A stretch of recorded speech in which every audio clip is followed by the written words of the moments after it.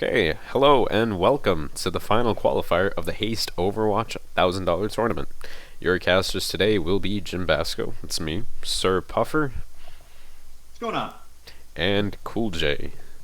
Hey guys, how's it going?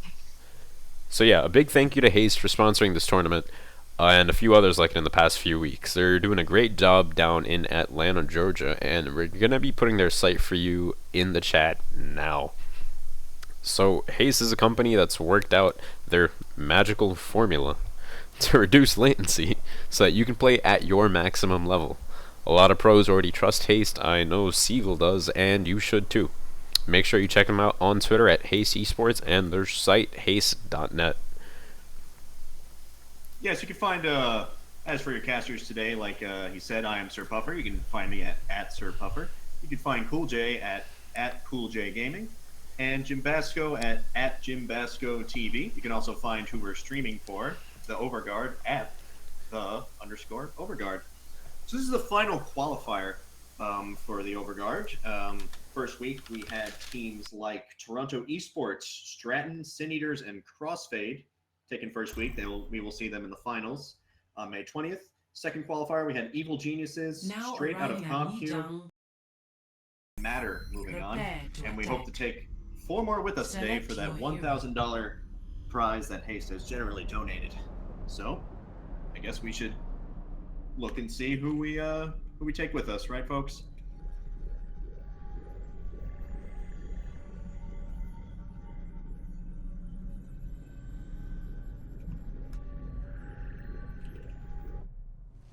Yeah, I'm really excited to see Envision coming out. For those of you who don't know, Envision has been working their way up the ranks for a long time. They're now a pretty solid Tier 2 team, getting invited to Tier 1 tournaments.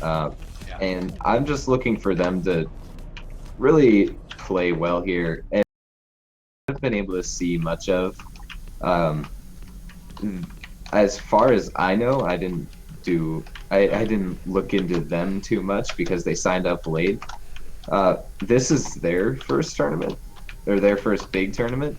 So, but they've been doing well so far. They 2-0'd their first 2 matches. So this should be really interesting. We're gonna see some King of the Hill coming up for first 2 maps here.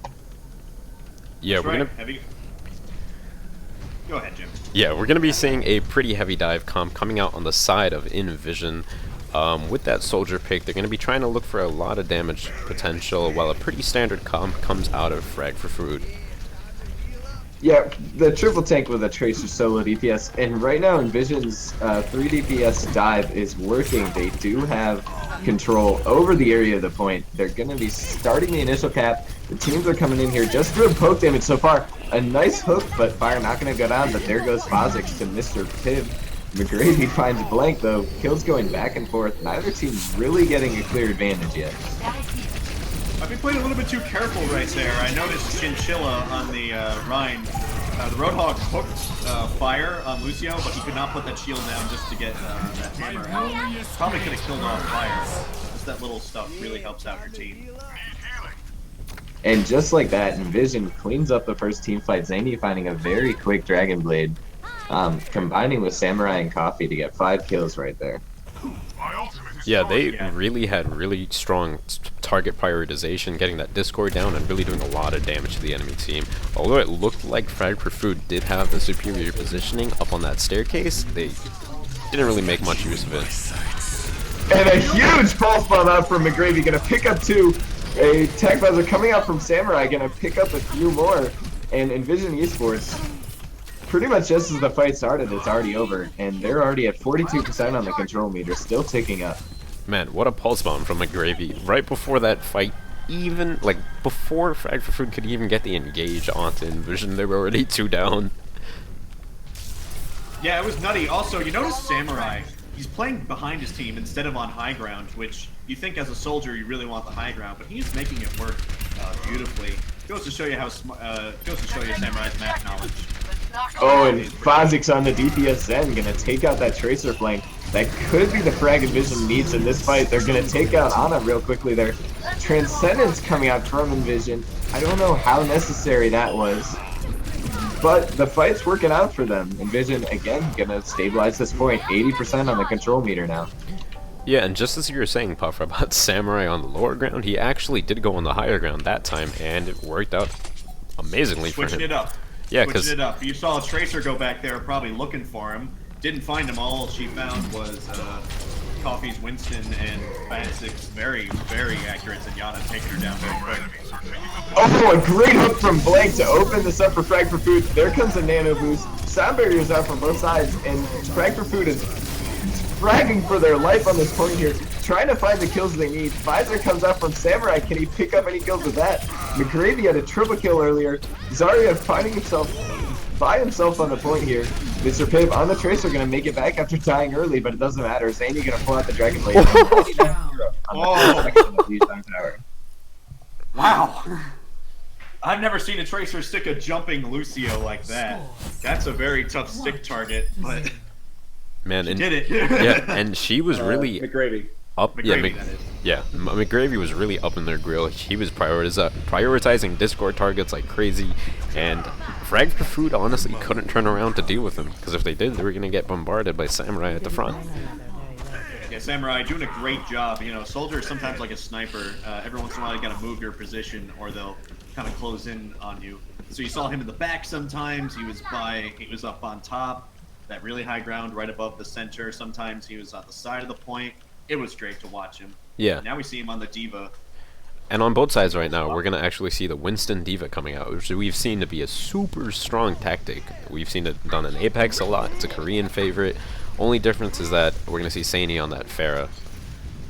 Yeah, I'm interested to see how the pharmacy works out. We're gonna see Envision diving onto the backline there, picking up 2 quick kills, and unlike on Control Center, this time they're diving right in. They want to take the advantage fast, and it's working really well. Pretty much nobody from the side of Envision going down in that fight, and they're gonna get the initial cap. That's tough. I don't think they expected them to dive on their position. I think they expected them to have a fight on the point, really caught. Yeah. I totally agree. Off guard. Yep. Yeah. Frag for Food was really showing their positioning to be moving towards the point, and Envision was just like, no, we're going to fight you right as you come out of your spawn, and they did so amazingly well. Sani was able to get that long-range damage, and it's working, man. Oh, is that gonna work? Zany with a cheeky little boop knocks Lucio off, but he's able to wall ride back up, not giving that all charge away. It is going to delay their push though. About 27% of the point. Frag for Food's going to be coming out trying to dive onto the supports for Envision. And Fozik's on the Mercy going really low. They're going to go down, but they lose Genji and Lucio. Kills going both sides now. Still, it's an even 4v4, but I think Envision has control of the situation here. That'd be fair.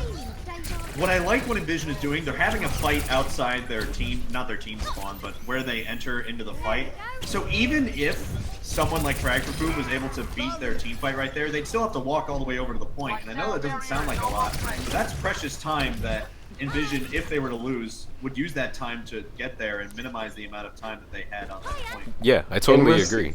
Envision, like, really holding them at this choke, especially when you're playing a fast dive comp like they are, it really, all the seconds make all the difference. If they get pushed back by Frag for Food here, they can just fall back, regroup, and be back on point before the other team can cap it. And we see a barrage coming out from Zany. Zany actually going to survive and take out a Lucio with it, but not much else. No kills out from either side. Oh my god! Huge Diva bomb. Samurai picking up 2, and Envision 88% of the point here. I think they're gonna get to 99 before a cap can come out. You saw, oh shit! You saw Sola on the Diva, the defensive matrix when CD was barraging. I don't know why he didn't fly up there. Maybe he thought it wasn't gonna kill anyone, but it ended up killing Fire on Lucio. I mean, I'm sorry, Typho. Samurai with a 2K on both supports as Frag for Food tries to push onto the point here. Nano Boost does come out before the support dies onto the Diva mech, but it's not going to be enough. Envision Esports finding all of the kills, and that's going to be 2-0 on the first map, Lijiang Tower. Fozix didn't even need to res that whole game. Jeez. A really dominant display coming out of Envision GG. Like, McGravy on this Tracer, Sani on that Pharah. Coordination is the name of the game. That's all I gotta say. And there's that fantastic 2-man pulse bomb. That was the play of the game.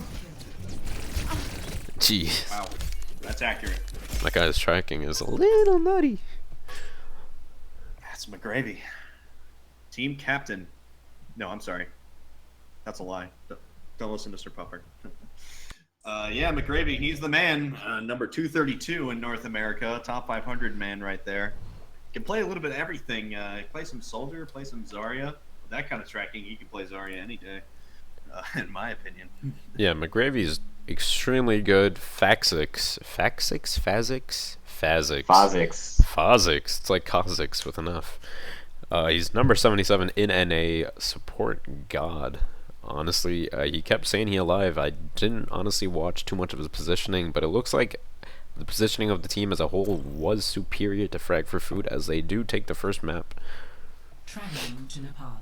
Kha'Zix normally on that Zen, but showing us he can get it done with Ana too. Yeah, pretty good. We Played well on the Mercy, as we were talking about. Yeah, he played some Mercy too. Really, just Envision Esports has been a really impressive team in this Tier 2 scene for a long time. Oh yeah, they were at the Overwatch Rumble. Unfortunately, did not do so well. They did make it to the finals, but unfortunately, they would lose out to You Guys Get Paid, LG Evil, and Selfless. But certainly, you did get to the finals of the Overwatch Rumble. That's not something not an easy feat. Not an easy feat at all, and it looks like Envision will be showing more of their dominance here. Well, I mean, not looks like, but the way they were playing, I wouldn't be surprised. They're doing extremely well. Frag for Food, however, does have a couple of good players on their side, do they not? Yeah, I was looking at players like Typo. This team is a dedicated team. Typo, he has over 2,000 quick play games played. So he obviously does like Overwatch. I don't think you'll ever see me have more than 2,000 quick play games. Oh yeah, I don't know when I'll ever reach 2,000. But yeah, from the side of Envision, we are going to see an extremely standard comp, triple tank with that Soldier, Lucio and an Ana to round it out. On the side of Frags for Food, we're going to see a Winston Genji paired with an Ana, Lucio, Diva, and Soldier. And we are going to see Frag for Food's dive comp diving onto Envision right now, but it's not going to be working. Chinchilla going to get taken down. Sola going to get D-Max, probably going to go down very quickly as well. Samurai doing some work on that Soldier. We are going to see Tickety for Frag for Food on the point, hitting a nice sleep dart, but it doesn't really matter. Frag for Food getting out fragged, and I guess that means they're not going to have much food as Envision takes the point out. I am so mad that just happened. Some brutal accuracy, just all around. Envision getting it done. Proving that you don't have to have a team fight on the objective all the time. Hang out, up top on the high ground. Yeah. There, but kill him anywhere. Proving for the second time that you can hold him in spawn. And we're gonna see a Nano Boost coming up on the Coffee, and they do lose Kha'Zix on the Ana, but overall an easy team fight win, and they're gonna stagger the pilot. Oh my. I love watching this. Solo gonna go down 34% on the control meter for Envision. That was another. Look how fast Kofi's ult meter goes, or any Ryan's meter goes up when you're hitting that many targets with your hammer.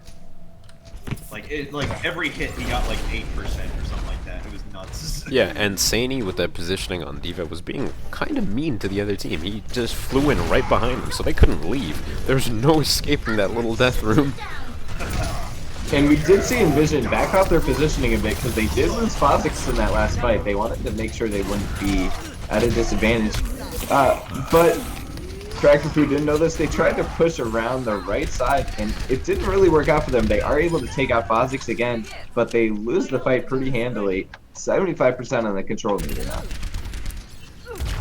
Yeah, Envision really doing a great job of holding them here, mitigating the other team's ults, although they haven't been really using them. They have 4 ults up on the side of Frag for Food now, and 4 ults actually on the side of Envision.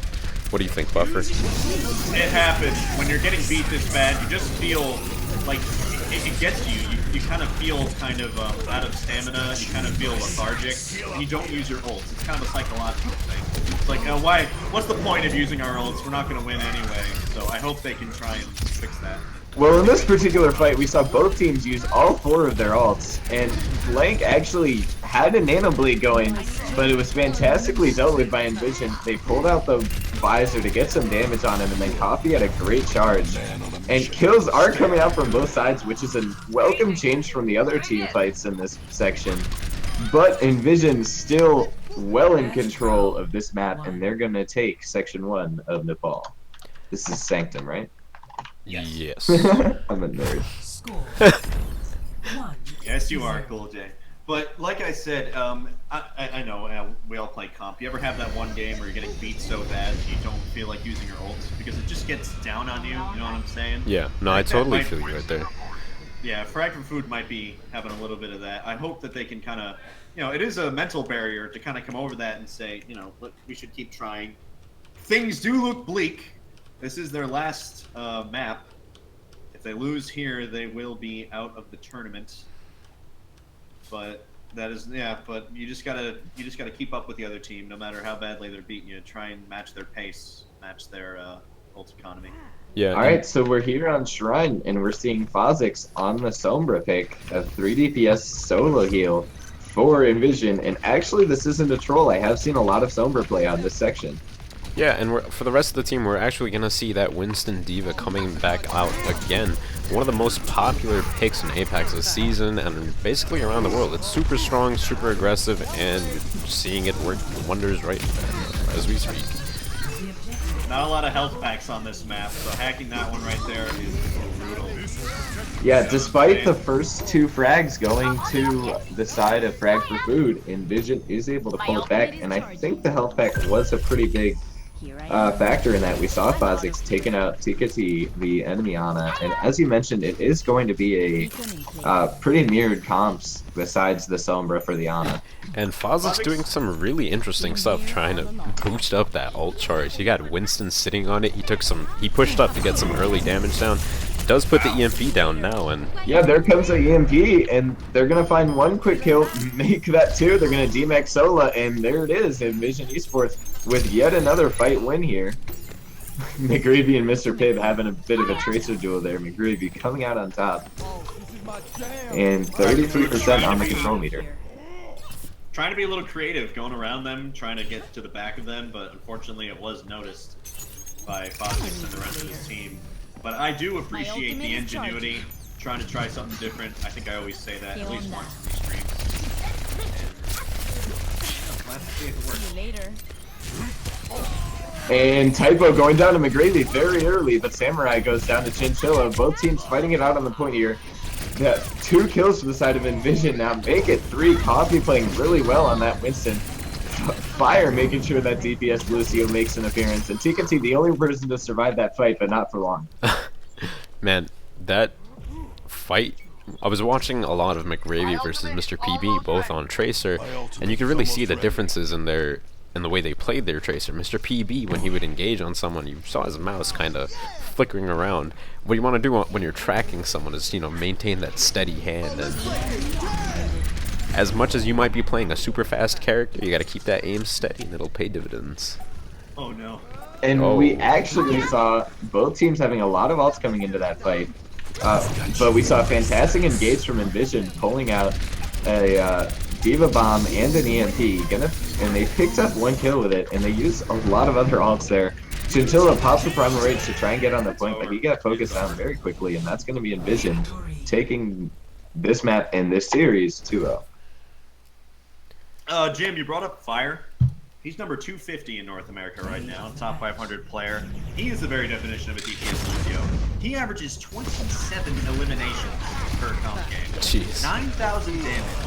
Well, those are almost DPS numbers. Those are probably average Diamond Soldier numbers. You know what I'm saying? Yeah, that is absolutely ridiculous. And Fire, he's doing a lot for his team on that Lucio, but honestly, the individual performance of everybody on Envision is just ridiculously good. I don't know, Cool J, what did you think? That was really one-sided on the part of Envision. I don't blame Frag for Food. I think they tried. I feel like that really just showed the value of experience. Envision's been playing in the Cal Weeklies and the AGs since, November, and they've been starting to get noticed recently, getting into some of the bigger tournaments. And, Frag for Food, we talked about it. We struggled to find some information on them. They hadn't really played in many events. And they had a good run. They 2-0'd a few teams, but unfortunately, they're not going to make it out of the qualifiers into the final tournament. Envision heading to the semifinals, which means they are qualified for the tournament next weekend. And we're interested in seeing how they're going to do in their next matches. Yeah, I'm honestly like least to say. Is that how you say that? Uh, just take a crack at it, you know. Yeah, least For to say, what? like least to say that I feel like something is wrong. Whatever. I'm impressed by Envision. Their teamwork is impressive. The reading ability of their team to read, like, to gauge the other team's ults. Because I remember specifically one on Nepal when they basically knew the Genji was going to be nanoblading. The enemy team, Frankfurt Food, got super aggressive on that staircase, and that Zarya from Envision was able to actually put that graviton down, and they were just shutting the other team down completely. It was so nice to watch. I'm so glad you brought up Fire. He's such a great DPS Lucio. Just insane number. And you know what happens when you have a great DPS Lucio who doesn't die a lot is that you get more sound barriers because guess what? Hitting people with your sound gun, whatever you want to call it. Sound gun. So he averages almost 24 sound barriers per comp game, which is nutty. Jeez. I mean, think about that. That is a lot of ults negated that I don't think a lot of teams think about. Yeah, I mean that's the perks of having that good DPS Lucio. I'd rather see a DPS Lucio try and get kills and die more often rather than just sit back and heal, especially how he is now after the update. Oh yeah, it encourages you to play DPS Lucio almost. It encourages that fast, deadly little deathwall composition, and honestly, I really like the new Lucio way more than the old Lucio. Oh, that's a conversation I don't think you want to have. It's a nerf to his team, but a buff to Lucio. You know Yeah, Lucio's so much more fun to play now. that's true. You can one-click tracers to the head. It's beautiful. It's tough, but Nah, it's easy. Man, why is Alright, it cool, always well. why is it always the Bard class that ruins every game? They're either too strong or completely useless. True. I guess I'm just bad with new Lucio, you know, because you guys seem to have fun with him. Yo, I don't know. He seems he definitely needs a lot more control, if you know what I'm saying. 'Cause Yeah. The speed boost he gets off the things now, that you think that's actually a buff, but sometimes it can get a little difficult to control him. Sometimes you'll end up propelling yourself like right past the enemies, and you're behind them now, which is sometimes not good. Man, No, it sounds a little silly, but it's true. does It happens. happen. And like you said, new Lucio is a little hard to play, and it's also, I would say, the easiest way to get carpal tunnel syndrome. You have to be mashing that shift button. You know what I mean? Got to be getting those good heals and speeds off. You got to be rounding Nah, you gotta corners. get that button remaps. You gotta be like my boy DPS Stanky. Yeah, he is bound to DPS. his right click, right? Yeah, I think he has jump bound to right click. Jumps bound to right click. That's crazy. And yeah, his push is bound to space. Like I tried that one time, and I felt like I was relearning how to use my hands. It was bad. Yeah, it was. Well, I think we'll leave that to him. Hey You know what man, I'm if he saying? can make it work, good for him. He's insane on Lucio. It's a lot of fun. Just Yes, a he quick is. update. We're working on getting into the lobby for Rockets versus Balanced right now. Just having a little trouble getting battle tags. Yeah, that's a risky run. They're probably busy playing. Yeah. Don't want to disturb them. Obviously, who wins that one? That is also a quarterfinal. Yeah. So who will win that one will also get in. Also, a little quick update. Ego Check just got done with Zensity. They have also qualified. They'll be in the semifinals. Nice. So Eco Check, what was it? 2-0 against Sensity? Yes, they did. So Nice. we now have Envision and Ego Check. Will Nice, be joining nice, us for the nice. finals. I'm really excited to watch Rocket Esports play, actually. They have been doing phenomenally so far in this tournament, although their opponents haven't been the most challenging. Well, that's sometimes the way it goes. Yeah.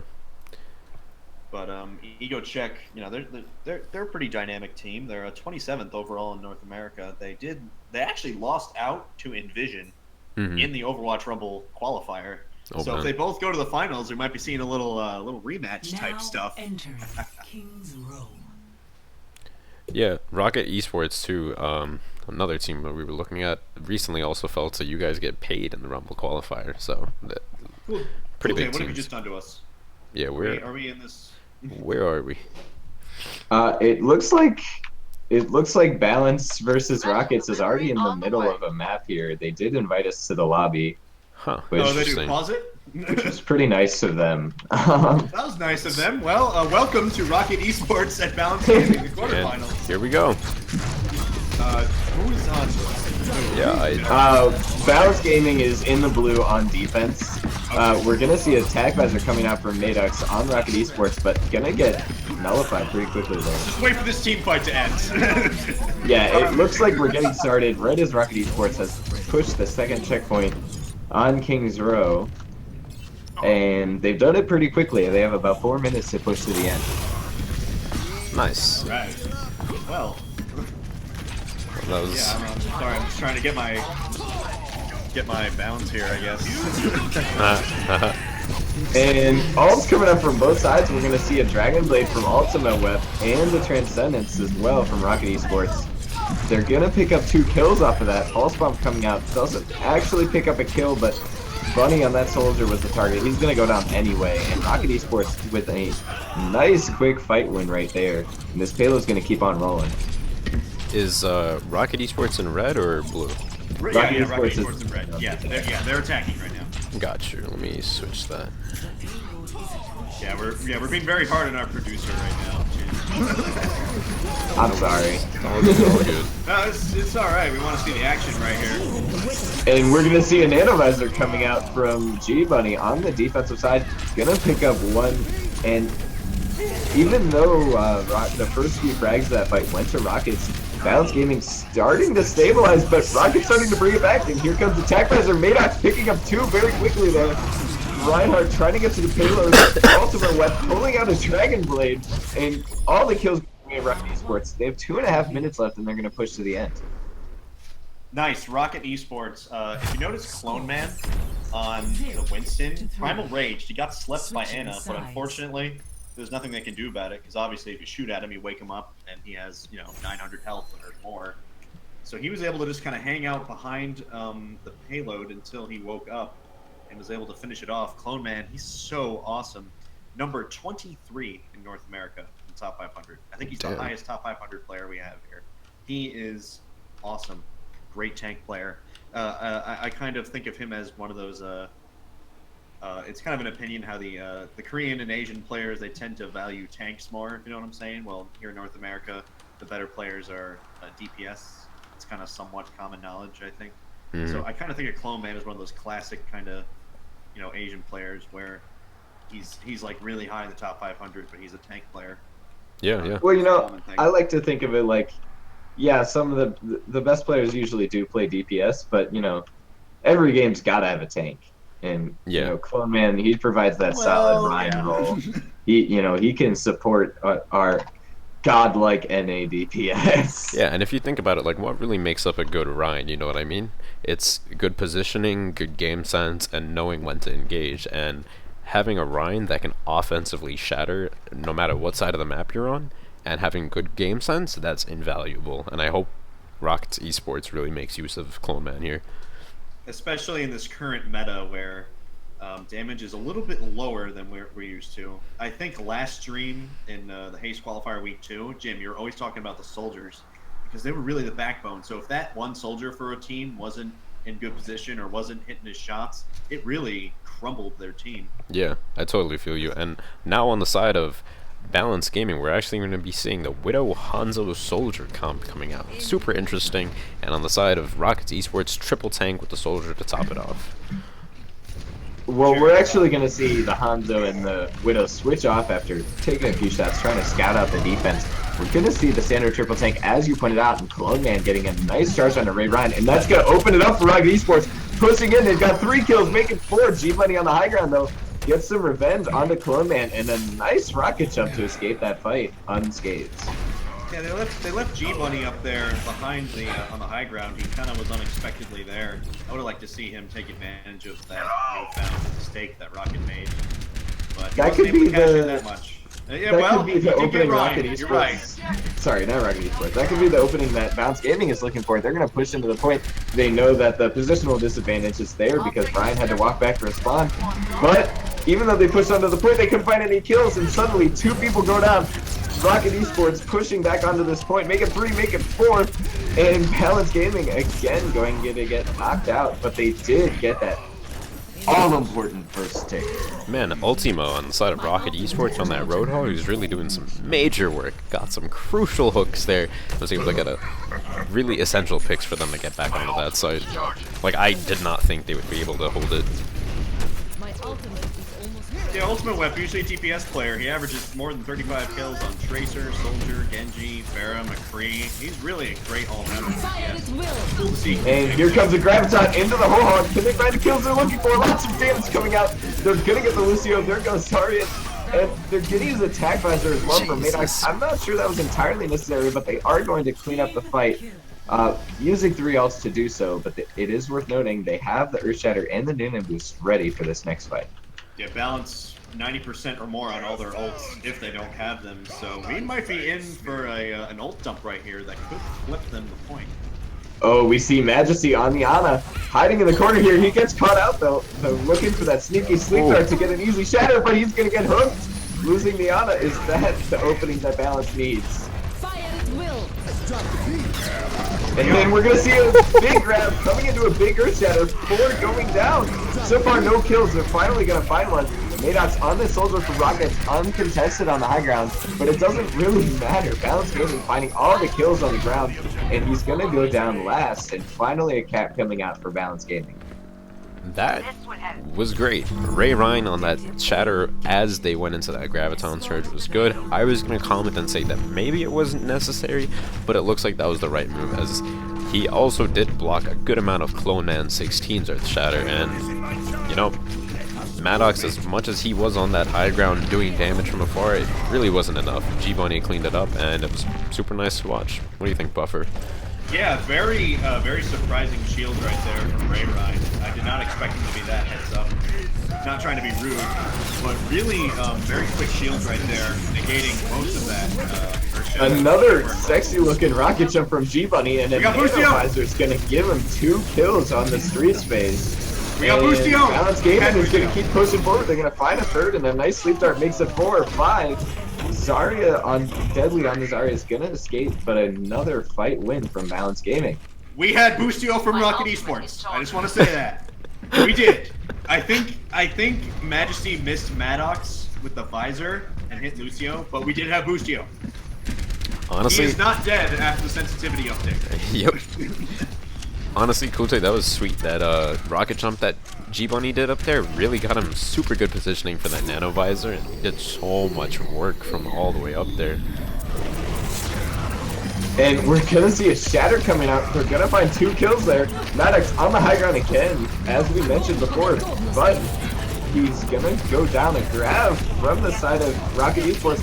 Try to pull this checkpoint back. They are gonna get 1 kill, but it's not gonna be enough. Bounce Gaming gonna take the point. But since they took so long to cap that first point, they only have 3.5 minutes to push to the end here. Wow. Quick kill on Majesty right there. Or a stagger or a early kill. I'd call it a pick. Alright, yeah, we'll call it a pick. It's usually a pretty safe word. Balance doing a great job right now, honestly. They're playing aggressively, they're playing together. This is really strong showing from Balance Gaming. And Rocket Esports trying to push onto that payload there, but a whiffed shatter from Clone Man, but it doesn't really matter. 2 other ults coming out. They're going to use a grab and a sound barrier, and Rocket Esports is going to be able to clean that point up. G-Bunny actually... Sorry, go ahead. If you saw Pulsus, he waited for his Clone Man's shield to go down before sound barriering. That is crucial.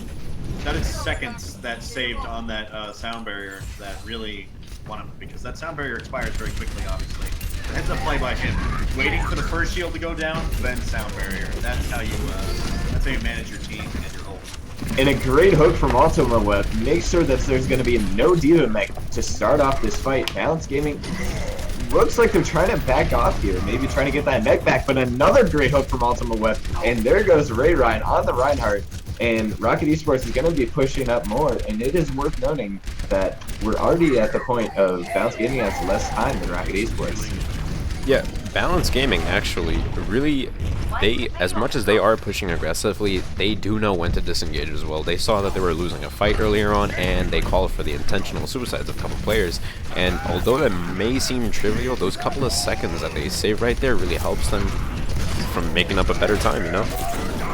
And a big shatter. 4 guys going down.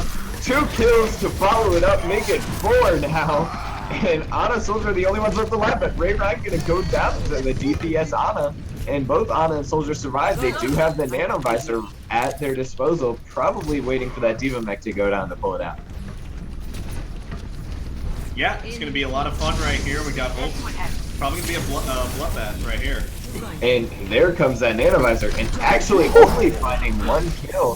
Viral on the Ana getting caught out, but unfortunately for Balance Gaming, they were already waiting on a staggered player to get back, and they're going to lose another to stagger, and they're going to have to back out. They're going to lose a lot of time off of this. I think that was the right decision. Balance probably wanted to bait out some ults for that team fight, and now they're going to try and push in off of this one. Might get 1 more after that if it doesn't work out. I think that maybe was the right call. Maybe it wasn't even intended. That was just Rocket Esports' decision.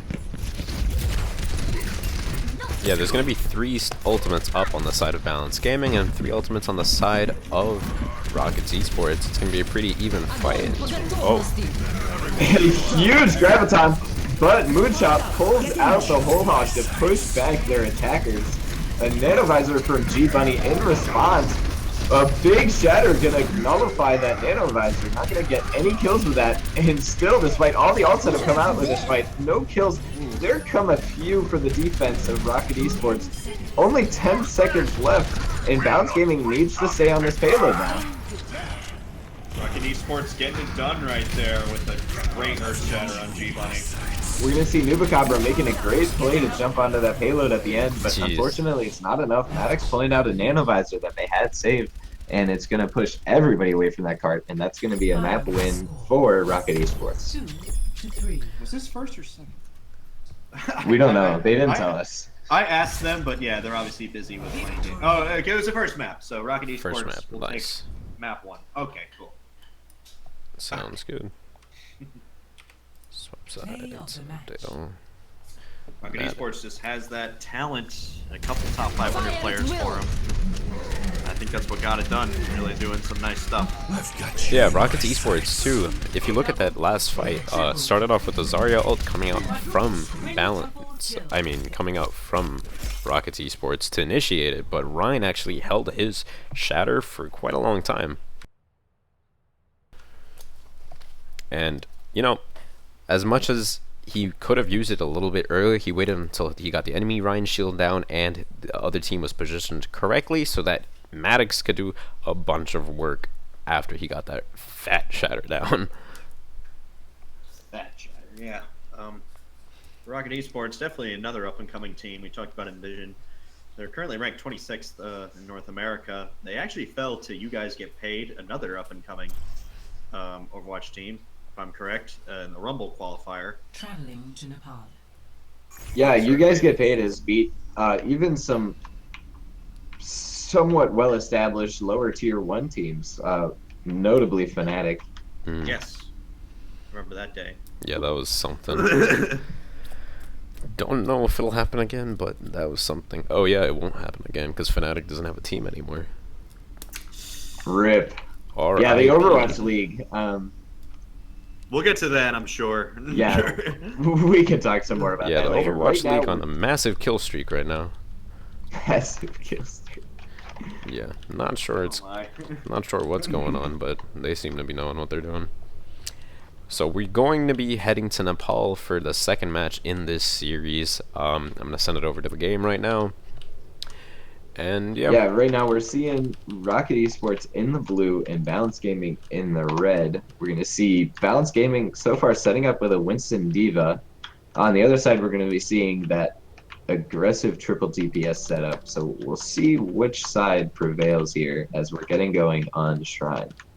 When it comes down to triple DPS, usually it's that first tank kill.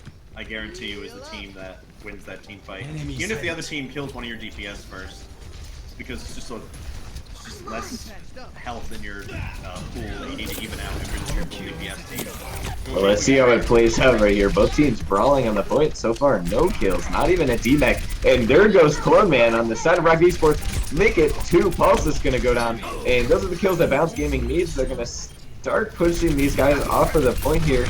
But Rocket Esports has a pretty good disengage. Not many more of them are going to die here as they're backing out. Yeah. Still hanging around. Balance Gaming there, Whoa! A huge pulse bomb, deadly finding 2 there, and Rocket Esports only 10% on the control meter for Balance Gaming, and they're gonna flip it back. Wow, Deadly just scrapping out right there. I don't think that they expected her to have or Deadly to have a pulse bomb yet. Well, actually, Balance Gaming played that very well. They were able to stagger it out, getting all the way up to 22%. Regardless, still a very quick flip for Rocket Esports. Yeah, and a fantastic play from Deadly. I was just about to comment on Balance having that Diva instead of the Soldier, but, you know, Deadly really showing that it might not matter all that much if she can keep getting to the back line and landing these pulse bombs. Yeah, we'll see if Ruin on that Diva can defensive matrix any more pulse bombs. We're gonna see Ultimate Web coming into the backline with a Dragon Blade. Gonna go right to the supports. There goes 2 kills. Sound Barrier does come down. I don't know if they're gonna find any more kills right away, but never mind. There comes a 3rd. Clone Man playing well on that Winston. 2 more. Maddox pulling out the tag visor. Not sure if that was entirely necessary, that fight. But Rocket Esports is going to win that fight, and they're gonna stagger the baby Diva. I was wondering why Puffer was laughing. It's just like she said hi like 3 times. Yeah. They just surrounded her like, hey, what's going on? Yeah, ult economy right now is going to be in the favor of Rockets Esports with 4 of them having it, but Diva's super close to ult. Rayron gets picked off early, and I'm not sure how the rest of the fight is going to look like. It's going to look like a disengage actually and wait for a regroup for next fight. Yeah, Rayron getting caught out there. Lots of burst damage coming out. Ultimate Whip with the good Swift Strike there to finish him off, and Bounce Gaming forced to back out. 72% on the control meter for Rockets Esports. And here comes a Dragon Blade, but wow, immediately gets nullified. Sound Barrier and then killed by the other Genji. And here comes the Transcendence as a Primal Rage is popped. Kills all over the place. Well, not kills, ults all over the place. G-Money actually going to fall off the map, and Bounce Gaming again going to lose a fight. 90% sorry, on the point for Rocket Esports. Nice stagger right there. That was tough. Tough for Newcomb. And Balance is going to be able to trigger overtime. Will they be able to flip it is a much tougher question. Self-destruct's coming out from Ruin, actually going to find a kill there. But other than that, it's all Rocket Esports in the kill feed here. Bounce Gaming still on this point, but not really doing much. Ultimate Web pulling out the Dragon Blade, gonna find some kills there, and still staggering out this point. Finally, overtime gonna tick down, and Rocket Esports gonna take round 1 of Nepal. Yeah, Majesty on that Zenyatta actually, he's nasty. He was holding down that corner like nothing else. That right click, hold down, and burst fire around that corner catches a lot of people off guard, lands a lot of headshots a lot of times, and his discords are dictating the game for Deadly. Like, they're doing a great job of staying coordinated, making sure they communicate who the discords are on, and really getting to them. Yeah, Majesty's another dedicated guy. Another one over 2,000 quick play games. I think I brought that up once before. So obviously, loves Overwatch, loves the game, or I don't know. Could hate it. We'll never know. 2,000 games? I don't know if I'll ever get there. I think I said that too. I feel like over 2,000 games is going to become a meme now. It's kind of a landmark for me, you know, because not a lot of people have it. So. Well, regardless, we're seeing Balance Gaming and Rocket Esports starting to fight on the high ground of this section of Nepal. That's a pretty popular place to start the team fights. So far, lots of damage coming out. Not any kills, though. Not even any Divas getting demexed. Which reminds me, both teams pulling out the Diva here. But the Pharmacy pick coming out for Rocket Esports, working out well for them as the kills are starting to go the way of Rocket Esports yet again. Jeez. And they're going for the frags before the cap, which I guess is smart considering the way this dive count works. They need to keep pushing. Yeah, normally Farm Mercy setups, the Mercy does not get a lot of ult charge. But Majesty doing a great job of burst healing who she can, but staying mostly with Pharah. And she's already got, and Majesty's already got 90% on that res. Really impressive. Like I said, Farm Mercy setups don't normally yield a lot of reses simply because you're babysitting that Pharah and she's not really giving you too much ult charge because you're not healing up big guys like tanks. We are actually going to see a switch coming out. Moonshot gonna switch off the Genji onto a soldier, trying to deal with that pharmacy. Gonna take down Maddox on that tracer. Kills going both ways, but Rocket Esports still in control of the point. Bounce Gaming trying their hardest to turn it back. Rayron on the Winston going really low, close to that prime rage. He's gonna pop it. Trying to take this cap here, 40% on the control meter for the side of Rocket Esports. Balance Gaming trying desperately to find the kills. They had them earlier, but they're starting to slow down. Get out of my way. Kills going both ways, and Balance Gaming fighting for their life, trying to turn this point back here. Oh man. It's just a nutty fight.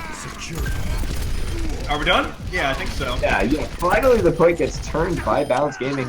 They are actually going to take full control of the point. Maddox. And still, G-Money the only one to survive that fight, and there comes the res, and I think Rocket Esports is going to turn this right back. Yeah, we saw Balance doing a great job. I don't think they meant to do it 100%, but killing everyone one by one, that puts so much strain on the Mercy. You don't know when you should solo res, if at all. So you saw her went down to allow Balance's game to get a little bit of the point. And we're going to see a Nanovisor coming up from Moonshot, going to take down both members of that Pharmacy combo. It doesn't matter, couldn't find any other kills. Rocket Esports now with 70% on this control meter, and Balance Gaming needs to find something and needs to find it fast. Yeah, and like you said, Puffer, Majesty on that Mercy, building up that res, really opens up so many strategies that Rockets could use. Because playing against an enemy team, Balance doesn't think that that res is going to be available as soon as it is. And what Maddox with the positioning over here is able to get some little bits of poke off, but really... And we're going to see a sound barrier coming out from Balance Gaming as they try and come in and get the take. They are going to get an initial kill, but they need to get on the point. 97% on the control meter. They're going to trigger overtime just in time, and they found the frags they needed before the fight started. They're going to be able to turn this point here. The question is, will they be able to hold it? Not a great sound barrier. Only got 3 of his teammates, or 3 in total. So that's only 2 of his teammates. Nice math in public, Jake. But it did the job, so I guess I can't complain that much. Yeah, It was kind of... I think he was in a corridor, so it's kind of weird how that works sometimes. When you're in I think it ended up doing what they wanted to do, which is giving them a safe engage. But Maddox with a great pulse bomb. Moonshot going to go down. That's the opening frag that Rockets was looking for. Clone Man going to pop the Primal Rage, but he's going to get slept. Majesty going to go down. There's going to be no res for that pharmacy. Pulse bomb onto Clone Man on that Winston. Still alive, still bouncing around, and the sound barrier comes out, and kills are starting to go the way of Rocket Esports, and we're in yet another chaotic fight. A barrage comes down from up on the left, taking down the Winston, kills from both sides, Nano Boost onto the Tracer, self-destruct, takes down the Ana. There's just crazy stuff going on in this fight all over the place, but Rocket Esports going to take the point here. Looks like they got it. They got a res even in case. man, Maddox is 76% on the point for Balance Gaming, and they're going to be able to trigger overtime and keep this point staggered, but the question is, will they be able to turn it? Attack Visor going to take down Ultimate Web, but not getting much else, getting nullified by that defense matrix. Sombra Fit coming out to try and contest this point. They're still contesting, but still not really finding kills. Here comes the sound barrier. A bit too late, the Sombra does go down, and still no kills coming out here. Are we done? There Rocket we go. Esports, overtime going to take down Rocket Esports with the 2-0 victory, but make no mistake, it was actually a close match, and it was really fun to watch. Yeah, that was a lot closer than I would have thought originally, but Rockets Esports showing time and time again that they know what they're doing. They got this in the bag. Maddox, There it is. well, yeah, deadly too. He's landing some extremely nice pulse bombs, but Maddox with that pulse bomb earlier on that Soldier 76, it was so instant, so abrupt, he didn't even see it coming. Jeez. Yeah, Ulta Wep on that Pharah.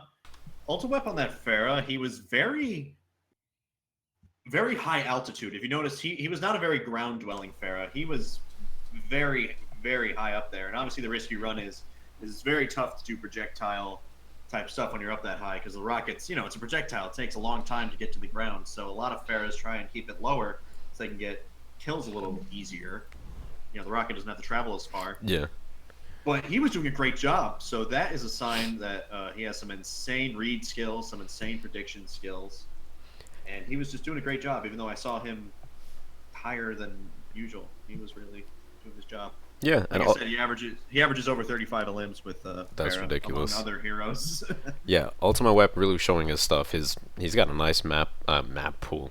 He's got a nice hero pool showing his stuff on Roadhog. He was really doing a dominant, really playing a dominant Roadhog in that first map, and showing it again on that Pharah. Mercy coming out as a clutch pick too, really opening up the hemisphere, the globe. She opened up a whole new world of opportunities for balance. I mean, that's very philosophical. Yes, she's It's Hayden a established. big new world. Yes, Hayden established, if you will. Yeah. So. Oh my gosh. That was good. You got Thank you. jokes, Jim. Thank you.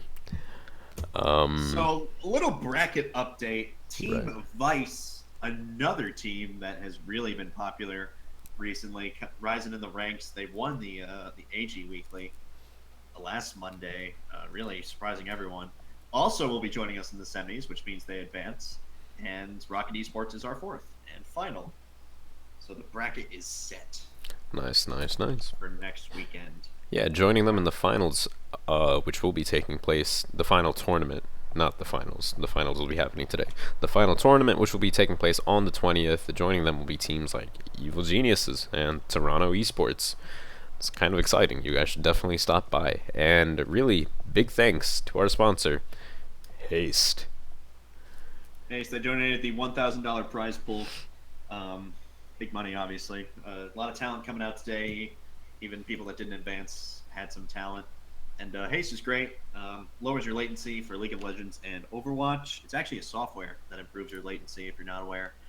Improves your ping by lowering it. Jitter and packet loss. And it's really cool to see a software that does that instead of having to buy like a better modem or adapter or something like that. Yeah, something. Haste is awesome. Yep, something huge and costly. A couple big streamers, namely Seagull and Energy. A lot of people on there use it. It's supposed to be good at what they're doing, and I hear they're doing good stuff in Atlanta, Georgia, where Haste is located. By the Yeah. way, they are demoing the EU now as well, EU servers. So I Oh, noticed yeah. a lot of EU guys are really excited for that. Huh. But yeah, it's really cool what they're doing. And they sponsor plenty of other tournaments, not just Overguard here. Yeah, So, Haste really doing cool really that some, they're, doing some really big things in the esports scene, investing a good amount of money into it, really showing that they care about, the gamers, the true gamers, like Cool J. yeah, Yeah. only cool kids like Cool J. Yeah. I'm sure Haste has already asked you to do a commercial for them, right?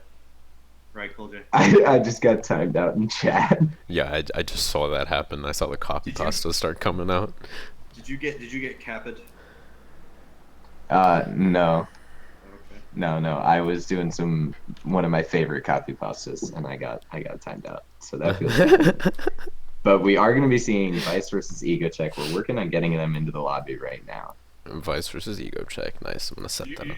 You're probably sending the invites, Cool J, so they see Cool J and they're like, They're like, oh, Cool J. yeah, Do exactly. we have That's to what I meant. accept? Can we not? See if they saw Jim Basco, they'd be like, oh man, that's my guy. That's my boy. Yeah, that's my boy right there. That's my boy. You used to play for them, right? Who? No, it's funny because Envision, I guess like their sixth guy was he was like in practice range. So I said, so I'm gonna be your sixth, right? And Fire just said ... to me. Feels bad, man. I could probably get carried by them. Don't you think? Sir Puffer here is a fantastic Mercy main. Oh, thanks. If you're in GM, please, please don't BM him, please. Cool J, yeah, you're good at whoever you main too. I play everything. I haven't. Yeah, I was about to say I haven't looked at your career. Cool J is profile. a Genji main. I'm not a. Cool J is a Genji main. I'm not a Genji. I don't even want to begin. Oh, please. The roast could be long and painful, but I will not. As he is my fellow co-caster today. Nah.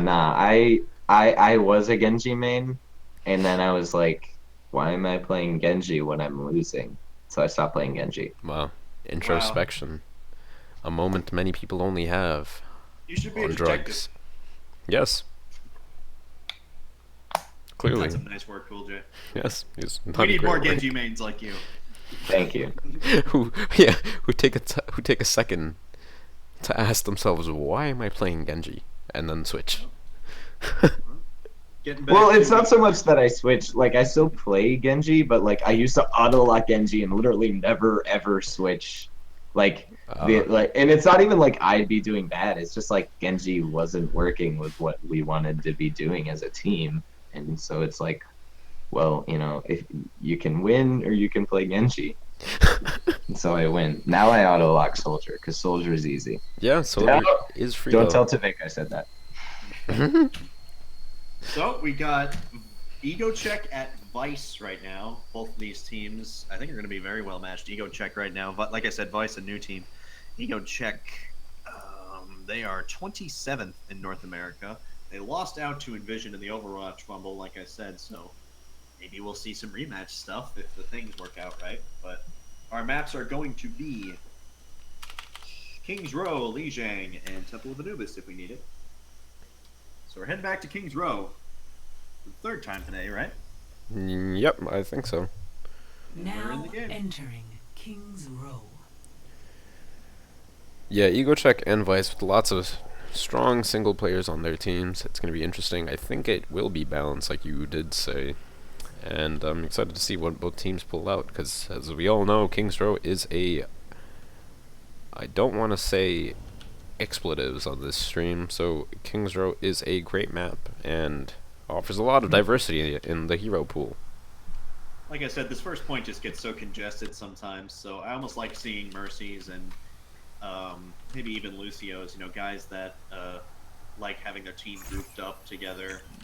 And I know they're messing with me, but I really wish they weren't because I want to see what Vice's team comp, like how exactly what kind of things they would focus on to make this team comp work that they're running right now. Wait, are we serious on the side of Ego Check? I hope so. Hanzo Oh, Sombra defense with a Winston. I'm liking this. I am liking this. One healer gonna be Lucio. I guess they're gonna be making use of that support Sombra. No, Desu, Maybe. no. Stop walking to spawn, no. Oh yeah, Alright. there they go. Desu, he's a great guy, number 458, top 500 guy in North America. Never stop Averages more than fighting 35 for what you elims on believe in. Soldier and Tracer. Maybe we'll see that switch over to, there you go, Soldier. It's just But a great all-around player. Certainly been a backbone for Ego Check for quite a while. He's one of the original members, I do believe, if my Ego Check trivia is correct. Ego Check trivia. So we are going to be seeing a pretty standard comp. We'll see a Winston instead of, well, we usually see a Diva or Zarya for this defense, but other than that, triple tank defense. And we're going to see a triple DPS dive for this attacking side, so maybe the Winston will work out, giving them a bit more high ground control than Diva gives them. Yeah, that Winston might work out to be extremely sweet, unless Rage can put down a lot of damage And on him. a good, interesting play from this defense. They're going to try and dive onto the healers, but it doesn't work out. 3 quick kills for the side of Vice. They are going to end up taking down Zenyatta, but it doesn't really matter. Vice with a very quick cat, less than a minute, and they're already halfway to the cap. Ego Check had the right idea. The last thing you want to do against a dive is stand still, right on the point, all grouped up, lumped up together. So they really did push out very aggressively, almost to that first choke point where they spawned. But unfortunately, the execution was not there. Ryan Ryan, Obasil on the Ryan gets taken out very early. And so after that very quick first point cap, we're gonna have to see how EgoCheck tries to respond on this series phase. They're gonna have to get a really long hold here because the time bank is really not in their favor. Yeah, you say that again. And we're gonna see Vice jumping in yet again, and they're gonna find an early kill onto Ryan. But EgoCheck bringing it back, finding 3 kills there. A pulse bomb from Hob also gonna find a kill, and EgoCheck going to stabilize, but I don't think it's gonna be stable for long because the offense does have a very significant spawn advantage here. Yeah, and on the side of Vice, they really just do have more of an aggressive team. Calm, at least, that Zenyatta is really helping them out, close in on the enemy team, and I don't know what EgoCheck is going to be able to do to stop that.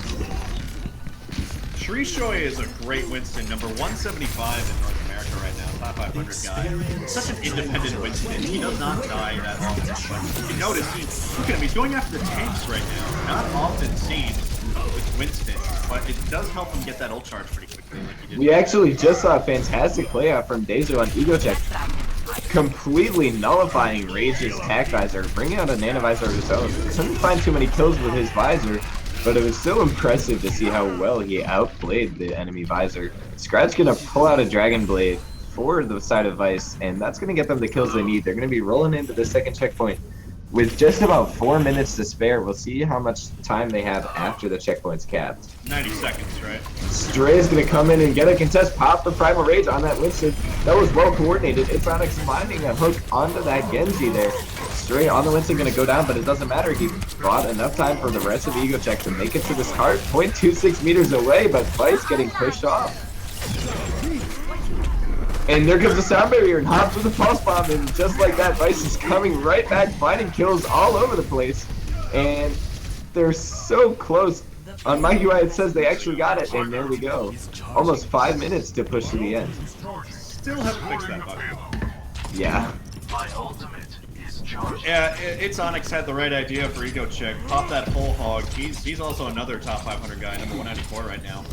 He had the right idea, but unfortunately, again, execution wasn't quite there. He didn't realize that Lucio was pinned up against him to the wall. That would have been a great kill with the whole hog, obviously. Pushed him back. Unfortunate for him. And Rage gonna find a kill standing on the high ground on that soldier. Shershoy gonna kill Heartless with the jump. Scratch with a nice dash reset. One kill does go back the other way onto Prison, but Vice again winning the fight there, and Rage gonna put out some damage trying to hold these guys at their spawn so that this payload can keep on pushing to the end. Yeah, Rage positioned up here at the top right. This is actually amazing positioning for Soldier to be in. Like, not every day do you have such a strong line of power being able to push from this angle. And we see a Nanovisor coming out from the defense and a fantastic disengage from this side of Vice. That was But they did absolutely lose one, and then EgoCheck taking advantage of the space that they just gained to find 2 kills there. And they're actually going to have a Sombra up, and Rage going to get very staggered on that soldier. And all of a sudden, Vice is in a terrible position, getting very staggered. They're going to lose a lot of time off the clock. Yeah, you saw that was a beautiful disengage by Vice. They knew that it was crunch time for EgoCheck. They were going to come out guns a-blazing all ult, so they backed off even before they spawned. And they made them waste that nano visor that Desu and Heartless tried to set up. That was great. Heads up play. The Sombra And switch too is Sombra, yeah, the interesting. Sombra switch not really working out as well as they would hope. Earthshatter coming down from Obaso, only going to find 1 kill though, and the payload's going to start moving again. I think this might be the time where they make it to the end. Hobbs with a nice 2k there, taking down Dezu with a 1 clip to the head. Nice. Rage going to pull out the tag visor just to clean this up. 2 minutes 45 seconds left, and they push to the end. Yeah, like I said, I think that disengage right there, you know, before they even walked down, but they knew that it was crunch time, Vice that is. They knew they were going to come out with some sort of ult, and they did. They came out with a nano visor and basically made it wasted. It obviously took them about a minute or so to regroup after that, but they did a great job. That's an example of great map smarts and just general game knowledge. Yeah, and Vice getting it done. yeah, Vice really doing great work there, and honestly, Hobbs on that Tracer, coordinating with that Zenyatta. Like, I always bring Zenyatta up, but I don't know what it is. In the last like 2 weeks, I've found my newfound love for Zenyatta. That Discord orb in this dive meta is just so good, dude. It's just too good. Crazy, brah. Actually, though, he's like Zenyatta's too strong. I don't know what you can really do to stop a dive comp from snowballing so hard when you got that Zenyatta helping Hobbs on that tracer. You get pick after pick after pick. Yeah, that's how it's done. You know, communicating that. Obviously, it's pretty easy to call it out. You know, Zen's, you know, for example, Zen will say, yeah, you know, Discord on Roadhog. That's all it takes. Tracer, Genji, whoever's flanking for you, or even just the whole team. You know, they're locked on. That's Overwatch 101 right now. That is, like you said, in this current meta right now. Mm-hmm. So it's just a very easily executionable thing to do. You know what I'm saying? It doesn't require a lot of communication. It doesn't require a lot of special stuff. You just call it out, and hopefully your flankers take advantage of it. Yeah, I'm hoping to see on the side of EgoCheck, they have a Widow and a Junkrat right now. I'm not sure if that's what they're going to go with, but yeah. Heartless does switch out that Junkrat into an Ana. I want to see Desu play some great Widow here. They are going to keep the Widow coming out, and mirrored comps except for Widow and Soldier on both sides, so it should be interesting to see. The Widow pick should play a huge role here if he can hit those shots. And coming in onto the point, quick 2K from the Vice defense. Ryan and Roadhog both going down for EgoCheck. There goes the Lucio. Nice stagger from Rage, a good right click.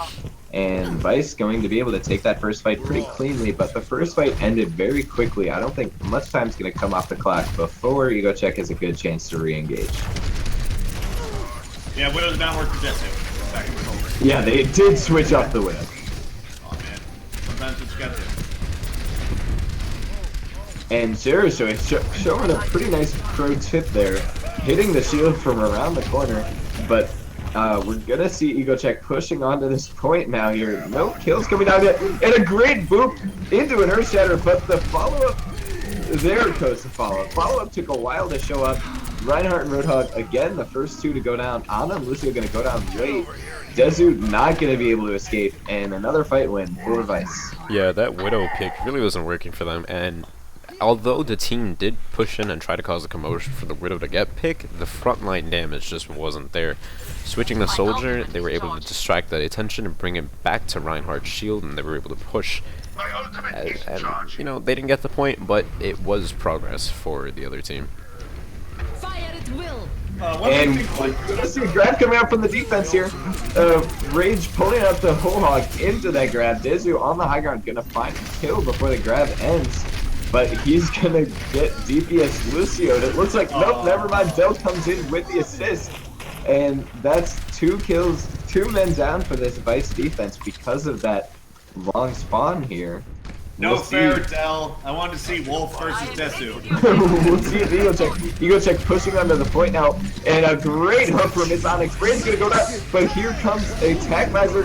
Make it a Nano Visor. Sound Barrier trying to nullify the damage, but it's not working. There goes 1 kill. It's Onyx on the road going very low. He's going to go down 2. And Hobbs with a fantastic play there. Desu, Soldier for EgoCheck. Getting left, couldn't pull out a Tag Visor of his own. Wow, I honestly thought that EgoCheck was going to be able to take that. They're positioning the superior for a little bit, but Hobbs pulling out that Tag Visor at the right time was really able to dismantle the other team. That was nice. We have Wolf versus Desu again. No help from Del. Well, we had help from Rage on the road. With a victory that time. Alright, well, I guess the score was settled. What you saw for once is that Vice they've been winning the Shield War forever, and obviously winning the Shield War is so vital for this Deathball triple thing that EgoCheck's trying to do, so. There comes a grab from Stray. He's gonna go down quickly following, but thanks to a Nano Visor and a whole hog from Onyx, lots of damage coming down. 3 kills from Desu, make it 4. Shirshoi on the Ryan gonna be the only one left alive here. Hobbs in his own DPS Lucio battle with Del. He's just gonna run away. Smart little Soldier there. And Cat finally comes out from EgoCheck. Only 3 minutes left to push this to the second checkpoint. Yeah, I was just trying to sum up how Vice for once won that, EgoCheck for once won that Shield War. That allowed them to get on the point. get that first tick. Obviously, they didn't quite finish it off. Another team fight. Yeah, and what was... Doing a great job when it shield board for the first 3 minutes. Yeah, I totally agree. And yet, what was also like really good to watch Ego Check take advantage of is their ult economy. They had 5 ults to Vice's 0. Fat Shatter! Oh my god! Big Shatter from Obiso. Gonna find a kill onto the enemy Ryan, but the grab comes up from the defense, and there goes Dezu. That's most of the damage from this Vice team, from this Ego Check team gone. Rage finding a 2K on the payload on that Roadhog there. He's still uncontested in that room on the left. It's Onyx on the Roadhog, just trying to push the payload. Rage gonna find a 3rd kill before finally going down, but it's Onyx. Goes down to the nade. Because of spawn advantage, Ego Check is going to be able to push this payload a bit farther, but Vice, make no mistake, definitely won that fight. That's what you call a defensive graviton. It looks ugly, it doesn't get a lot of kills, but it saves your team, and that's what you gotta do sometimes with Zarya. Heads up play by Scratch. It definitely did take some time off. And here comes a tag visor from Hobbs on the soldier, gonna get nullified from the defense matrix, but the D.Va actually getting slept, so he's going to find 1 kill. You guys anti-healed on the side of Ego Check, but Dezu pulls out a tag visor of his own and picks up a kill. It's Onyx with a nice hook. Rage and Hobbs both gonna go down in short concession there. Dozu finding another kill, very accurate, getting lots of red arrows in the kill feed. And Ego Check going to take that checkpoint. About 3 minutes to push it to the end. As good as Vice's hold was to start off that fight, I was really more surprised by it. They had more ults to start that, and yet they still lost that fight. Well, it goes to show you quality over quantity sometimes. And Alright, the other way around. it's good attempted shadow there. Dezu actually gonna go down off of that. But Ego Check not scared. They're not backing off. Vice is getting pushed back here. And Ego Check still trying to push this payload. Oh, but a great hook from Rage. Ova's still gonna go down. And Ego Check gonna lose a lot of time here. A lot of time they didn't have. They're already 45 seconds behind Vice in the time here. Dell trying to be a little cheeky right there. Get that boop into that tiny little suicide area next to the... I don't even know the callouts for this part of the map. And it did cost him. He was the first one. The factory. Yeah, but I don't know the... Yeah. And self-destruct coming out, not able to find the kills they were hoping for. Obiso shattering the shield like Numlock. Gonna charge in and get killed by a right click from Rage. Graviton comes out from this Vice defense, not able to find any kills with that. Dezu gonna jump off the map and reset. Dell gonna get killed by the hook very low there. Ego Check going to be able to back off and reset here, but taking a lot of damage in that fight. Yeah, I had the right idea. The D.Va Bomb came in. I love seeing the D.Va Bomb go off first and then the Earth Shatter, because a lot of people think that you need to Earth Shatter first and then D.Va Bomb. But that takes up too much time. A lot of people are usually up. And, I mean, it works sometimes, but a lot of people are usually up when the thing goes off. And a nice sleep dart and into a hook. Shirashoi gonna go down. But a nanovisor for this defense. Hobbs trying to find the damage, zoning Ego Check out. Only gonna find 1 kill, but Dezu meanwhile finding 2 there on the soldier. And just kind of kills going both ways. Vice and Ego Check fighting it out here on the point. Ego Check with the advantage so far, but the spot advantage is in favor of Vice. Shatter comes down there from Shirashoi, but he's gonna die pretty much as soon as he got out. But this payload's still not moving at all. It's a... I don't know what to think of this one. Another great hook. Rage just playing really well on that Roadhog to the side of Vice. And I think losing the Reinhardt is finally going to be enough for Ego Check to get pushed off this payload, but they only have 15 seconds. They got to be getting back very soon. Yeah, he was kind of hammer spamming around that payload, kind of left Vice a little lethargic. You know, let's just kind of defend back here. And when he went down, that crumbled their point control. And the Graviton to pull him off the payload. Fantastic play from Scratch there. Somehow, Ego Check makes it onto the payload. Huge shatter from Shirashoi. Everybody's going to go down there, and Vice is going to win King's Row. What?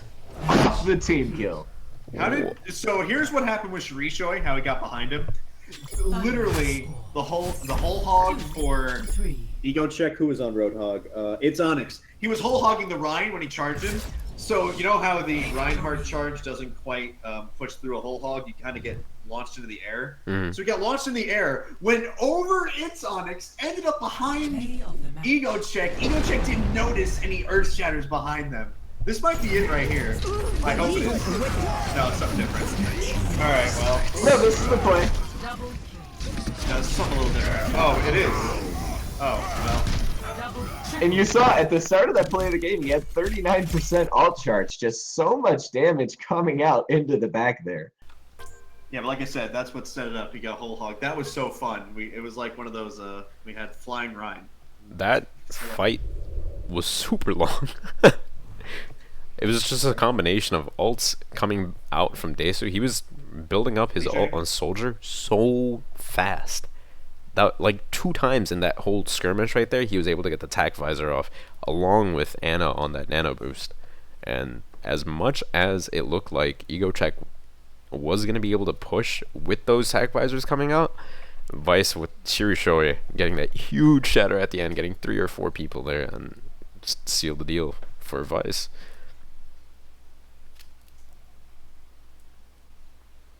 Yeah, I was expecting Ego Check to maybe have a little bit more route at the end there, but excellent diffusion by a couple things. Obviously, that big Earth Shatter, but what set that up, obviously, we saw the Zarya grab that pushed them off that payload. Unfortunately, didn't quite get all of them. Obviously, I rave about whenever I see a Zarya that grabs off the payload. I always say you don't have to kill them, you just have to get them away from the payload to move it. So excellent idea by Zarya. Obviously didn't quite get all of them, but they were still able to clean it up. Vice, that is. Yeah, so we will... What map are we going to now again? Lijiang Tower, again. Lijiang Tower. Nice. And... We are ready. Oh yeah, one thing I did want to comment on in that entire match was the usage of ults and how much ult economy can really influence the fights that you're in. But as we saw, Vice didn't make the best use of their ults when they had it in the streets phase and actually ended up getting pushed out of streets. But, you know, we know the end result now. But yeah, definitely something to keep an eye out. Ult economy is huge. It plays more of a factor in a lot of your games than a person would expect. And, you know, a lot of these tier 2, low tier 1 teams, tier 3 even, whatever you want to call them, ult economy is something that they do watch out for, and grouping together and making sure you use your ults together and effectively is something that you have to look for when you're making a team. Well, there was a lot of ults. Oh yeah. I brought up the Diva Bomb thing. I couldn't quite finish my thought. That's okay, Jose. But basically, a lot of people think you need to Earth Shatter then Diva Bomb, but unfortunately the problem is that people usually get up from the Earth Shatter and have time to either put a shield up or hide. So great idea by Ego Check. They Diva bombed first, and the Reinhardt was in perfect position. Unfortunately, he numlocked it, as Cool J says, and put it into the shield. Yeah, so on both sides of the map, we're gonna be seeing an identical comp come out, and Rage gets picked by Desu early. Sorry, I can't talk. I'm gonna hand it to Cool J. Yeah, it's a very early pick there. They are going to be able to find 2 more, and Ego Check just proving that their dive is superior for this first fight. Going to be able to take control of, what is this? Garden? This is Garden. Take control of Garden to start off. Is this Garden? That was quick. Yeah, this is Garden. It's Garden. This is a Garden number. Oh yeah, you're right.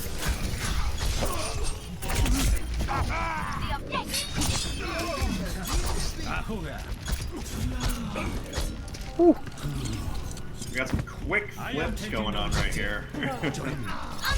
Yeah, we're going to see a very good attempt out of Vice there, but Ego Check going to be able to clean up 25% on the control meter now, and they have some ults up. Pulse Bomb and this Tag Visor ready for this next fight. I've never seen a Tac Visor go up before a Pulse Bomb. You know, we always make the joke, Trish's Pulse Bomb's like an ability, she gets it so quick. So excellent work by Desu trying to really keep it up and some with his team. And Desu with a nice kill on the short sword there. Stray gonna go down to Wolf. The red arrow coming out there. And here comes this Tag Visor from Desu, finding 2 kills. Making it close to 3. Gonna get taken down by Sprizzen, the DPS Zen, but he's not gonna live long. Still an impressive play. 55% on the control meter now for Ego Check. Yeah, Hobbs is gonna get onto that Tracer right now, and I'm hoping to see him get another Pulse Bomb pick, because he was doing a lot of work on Tracer earlier. Ultimate bravery by Spryzon on the Zen. there was an ulting soldier right in front of him, and he charged up his ult fire and killed him. And Which we're is going to see fine. an interesting switch here. Vice is going to have Shirashui switching onto Reinhardt, but they're not adding any other tanks. They're still going to run for DPS. It's sometimes very tough to run for DPS with a Reinhardt. We're going to see Tranquility and Dragonblade coming out from both sides. Only getting one kill on both sides, but here come the kills as the Transcendences end. Rage with Attack Visor, trying to find some kills there. Found Stray very early on, but couldn't find much else. Nullified by the Sound Barrier and the Primal Rage. Able to find a kill just as it ends, but getting knocked right into Dezu at Ego Check spawn, and we have 99% on the control meter, and Bites is just trying to flip it back right now. What you saw there was some pretty... Oh, well. No sound barrier right there from Wolf. Yeah, both sides trying to just frag out here. Obviously, Vice in a bit more desperation mode, but they're finding the kills so far, but they just can't seem to fully clear Ego Check off this point, and finally Vice is gonna get cleared off, and that's gonna be round 1 going to Ego Check. Yeah, honestly, I don't know if Vice pulling out Shirishoi on the Reinhardt was the right idea. Can you even classify that as a death ball? Because you have so many flankers. You're running a dive comp with Ryan. It seemed really, really forced. I felt like they were just trying to change something, or maybe it was just kind of a frustration pick. I don't know. It seemed like they were having trouble getting back on the point, and they were thinking, okay, what can we get that can get on the point, and his ult does a lot of CC damage. Like, we're gonna be able to maintain a presence on the point, like a raid boss, sort of, if you think of it like that. And Reinhardt does fulfill that slot, but I'm not sure it was the right pick there. We are going to see almost mirrored comps from both sides. We're going to see a Tracer instead of a Soldier on the side of Vice here. But triple tank coming in on Control Center. Both teams moving White Room. So this first fight's going to be going down very quickly here. We'll see which side can pull out the better coordination here in this triple tank. And there's the hook from Rage. Straight going to go down. And that's the opening pick that Vice is looking for. They're going to start trying to dive onto this Ego Check offense here. Rage with another great hook. Overcell going down very low, getting anti-heal. Rage actually going to get hooked back the other way. Onyx is going to take him down, but it doesn't matter. Vice able to take the initial cap there as Hobbs picks up a 2K on the Tracer. Man, That's what I call a Roadhog nest. And he pulls in a tank or a high health hero that he can't do alone, but the rest of his team is there. Like you saw Zarya, Ryan started hammering away at the Roadhog when he pulled in Overkill on the Ryan. It's just funny to see everyone just Roadhog pull him in. yeah, Shirishoi really showing his dominance on that Reinhardt over Obastil. Gets a nice shatter, but isn't really enough. Yeah, we're gonna see a Shatter coming down, and then Nano as well, but not really able to find any kills. Dezu, I missed it. Dezu switched onto the McCree off of the Soldier, actually find a kill on the Scratch on the Zarya there. A nice charge from Overkill, able to escape even though he was slept. He's gonna get slept yet again. A nice hook from Rage, but Stray gonna be able to shield himself, gonna get away, gonna end up just charging the healer ults there. And Ego Check has the man advantage, and there comes the Deadeye. They're trying to put down on the point here. Not able to find any kills though. Sound barrier for the side of Vice. And a grab comes out as well, but kills still going the way of Ego Check. Stray really finding his rhythm with Zarya. For a long time, I would hate to see his average energy. I don't think he's that high. Finally, he's getting that power that he needs. And what an Earth Shatter! Yeah, that was sure. I don't think that Earth Shatter was really necessary here, but you know, I guess Vice is still controlling this point, so I guess it was worth it. 88% on the control meter now, and I find it pretty hard to believe that Vice is going to be able to turn. Sorry, Ego Check is going to be able to turn this back. It's just one of those where you have nothing to say because the Ryan Earth Shatters and then he got slept by Heartless. So you're just kind of looking at it like. And there we go, 1-1, going to round 3 of Lijiang Tower. Man, as Vice wins round 2. Yep. At the beginning of that map, actually, we saw Shirishoi, or however you want to pronounce it. It's Shirishoi. Is it Shirishoi? Yeah, the Twitch chat was flaming us apparently because we didn't know how to pronounce a name that we had never seen before. Oh yeah, I'm sorry. Yeah. Alright, Shershoi. So yeah, Shershoi versus Obasil, the story of two Reinhardts. Shershoi, honestly, as much as he was doing, he really carried the ult economy of Vice. He was able to get his ult completely charged in the time that it took Obasil to get his Rein ult charged to 20%. That's ridiculous. And this time we're going to see very different comps. Triple tank from the side of Vice. Shershoi able to play that Ryan that he's apparently so famous for. Vice with a triple DPS, trying to take out the healers of that triple tank comp. Obviously, the healers make triple tank comp run. And here comes a dive. Winston, Genji, Tracer all jumping in. And there goes the Lucio, but 3 kills for this triple tank of Vice. Only losing a Lucio, not a very impactful dive, and Vice is in control of the point right now. And there we go, they're gonna get the initial cap. We saw Rage use that hook very early in the fight, I thought, and it was very smart of Ego Check to pounce on him after they saw that failed hook, but unfortunately they couldn't quite get him. The rest of Rage's team, Vice, able to pick up for his hook. We are going to see Dezu switching onto the McCree again, trying to deal with Hobbs on that Tracer, who's been playing very well today. And we're going to see just both teams. We're going to see Vice backing off to the point here. Nice pulse bomb and a Dragon Blade coming out. 4 kills for this Ego Check offense. I think they're going to be able to turn the point here. And there it goes. 37% on the control meter for Vice, so not a bad first hold. But a very quick retake for Ego Check.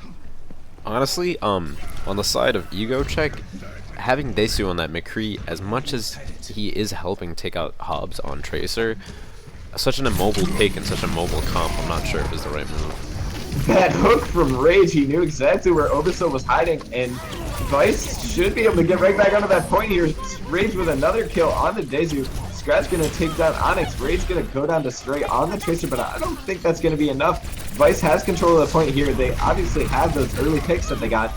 Ego Check, Heartless, proving that he's Heartless on that 10 with a great charge-up kill onto Hobbs. Earthshatter coming down from Shershoi on the point though, not able to find any kills.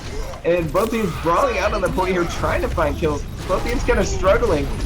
Ana going down for the side of Vice. A hook onto the Genji there from Rage. Not actually able to confirm the kill though. Still so close to capping the point, but still in control of Ego Check, already at 55%. Oh, brutal. Shershoi charge on the Heartless, and Primal Rage caused by Obasil, and actually, despite the early frags, Vice gonna get pushed off the point there. Very impressive. Shershoi gonna get pushed off in some teabagging from Obasil. That's not what we were expecting to see on today's stream. And look, Ego Check still has 3 ults after that. Oh my god. Meanwhile, while Vice was being... Rage again picking off Obasil. And nice Lucio, 2 kills from DPS Lucio. Stray fighting a 3rd. Onyx fighting a 4th. Dezu fighting a 5th. Ego Check again gonna win that fight. 90% on the point. A team kill there. And Vice is officially in desperation mode. They gotta get to this point. 96%. I don't think they can make it. No. The boops. The boops. Oh man. From Dell. I guarantee you that's play of the game. Wow. Was it stellar positioning? Was it right place, right time? That okay, That's so to find out. lots of things happen in this game. I'll tell you in a second what they all are.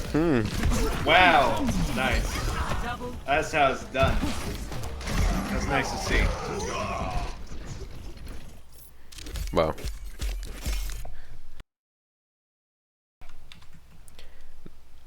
Okay. Well, I was going to criticize Ego Check for running that, whatchamacallit, Ego Check for running that McCree. But it worked out for them. All Desu had to do was keep that Tracer in check, and it looks like Vice was unable to get that damage off on their healers. Lucio came through, pushed them off the edge. What else do you need? The Rage wasn't doing a bad job on the Roadhog, but when he was on the point, he had a lot of trouble getting into position. He couldn't decide if he wanted to be that frontline Roadhog and get that first pick, or be a backline Roadhog and try and defuse that dive, or getting people that went around the side. And I think that Ego Check picked up on that a little bit. They picked up on his miscoordination and was able to kind of take care of him. And then obviously they kicked him off the point. Rage once again could not really find a good comfortable position. Yeah, and Rage, coming out of that entrance, that first entrance, was able to get that hook off on Obasil, I think 2 times. And you would think that Obasil would figure out that Rage is always going to be hooking that, you know, as soon as he comes out, hook straight up, gets Obasil. And they figured it out for the last push, and really that's all they needed. I don't know, like, King of the Hill maps are really a lot more brawly than payload maps, and as much as I do like seeing Genjis and dive comps work, I do like seeing more of these positioning strats coming out from Ego Check and like realizing, like thinking with their brain, realizing that Obasil can't be standing on top of their entrance all the time and be getting hooked by Rage. Yeah, I feel like that was more of a misplay by Obasil. You know, the first time it happened, it was a fantastic play by Rage, but for Obasil to try and sit back up there a second time and get caught out again, that was just a major misplay in my book. I was really surprised, actually, that Vice still wasn't able to take the point. Yeah, so the third map of this series will be on the Temple of Anubis. You were saying, Coolzer? Yeah, I was just going to say we're now going to Temple of Anubis. Don't blame us. This was Overwatch drafted. Blame the teams. We are going to see Ego Check on the attack first. Right now, if they're not messing with us, they're going to be running Lucio solo heal with Winston Diva and having the Widow ready in addition to the Tracer Genji. This is a hyper dive comp. Meanwhile, the defense, which it's significantly harder for them to be trolling us, is going to be running a Ryan Winston again, trying to go for that hybrid comp that we've seen a lot of today. Interesting that they're going to be running a Mercy. Generally tough to keep Mercies alive against normal comps, but especially against dive comps. And they're also going to be running the Ana as well. So lots of sustain for this defense. I'm interested to see if their hybrid defensive dive can kind of work out for them. Yeah, this is a super interesting dive comp coming out from Vice. This 4 DPS Winston Lucio combo. Oh, I didn't even see the Somer. I like the Somer switch. Great for 2CP. It's been very popular recently here, especially in North America. And what was that by Rage? Yeah, Rage gonna get caught out there, and that could be the kill that Ego Check needs, but Hobbs gonna find a pick on the Onyx before they can take advantage. Another kill coming out, and Vice gonna be able to stabilize despite losing Obasil very early there. Wow, I think Rage might have been looking for that Widow kill. I don't think he knew that half the team was with her still as well. Maybe they're trying to bait out his jump. My ultimate is charged. Yeah, we do see Dezu on that high ground, as you said, getting the kill onto that Genji, but not able to find much else so far. Yeah, did get the kill on Scratch. Another great guy, top 500 guy, number 330 in North America right now. And we see, thanks to some sneaky tracer play, Ego Check has already gotten that all-important first tick. But so far, they're still struggling to find kills. They are able to pick off both healers for Vice here, though. But they already lost 2, and there goes a third. And Ego Check, despite finding both healers, is going to get pushed off this point yet again. And they got so close, but they weren't able to find that second tick. Yeah, Heartless on that Sombra almost had a really nice play. The Reinhardt, Shershoy was Shershoy. Is it Shershoy or Shiri? Sherishoy. Sherishoy. Twitch chat knows everything. Yeah, Shershoy was about to charge that the Winston Obasil, but Heartless was actually able to hack Shershoy mid-charge and save Obasil. Oh, the EMP combined with the Widow on the high ground had more potential than they actually were able to pull out. Hobbs with a nice hack visor able to pick up 3 there. But I am kind of disappointed in Vice. They used a solo res there. I guess it made sense because the one that went down was Ana, and Mercy did use it to keep herself alive. That's what I loved about that one update, how Mercy gets some invuln. It's such a... makes Mercy a little bit more durable, a little bit more survivable. And if you notice there... Okay, Desu is going to switch off right now onto the Soldier. But, you know, they were literally ignoring Destu on the Widow. They didn't send Rage after him, simply because he wasn't getting killed.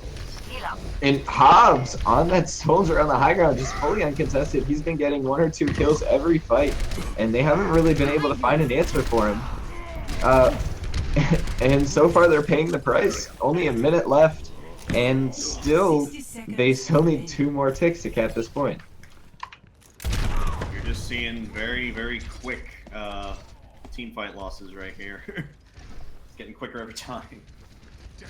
Yeah, unless Vice can group up against Ego right now. I mean, other way. Unless Ego can group up against Vice right now, I'm not sure what they're going to be able to do. We're going to see a Dragon Blade wrap from both sides. Shirtshoy actually going to end Insonix's Dragon Blade early with a nice Earth Shatter. Scratch going to find 3 kills with his own Earth Shatter. And less than 30 seconds left. Ego Check used...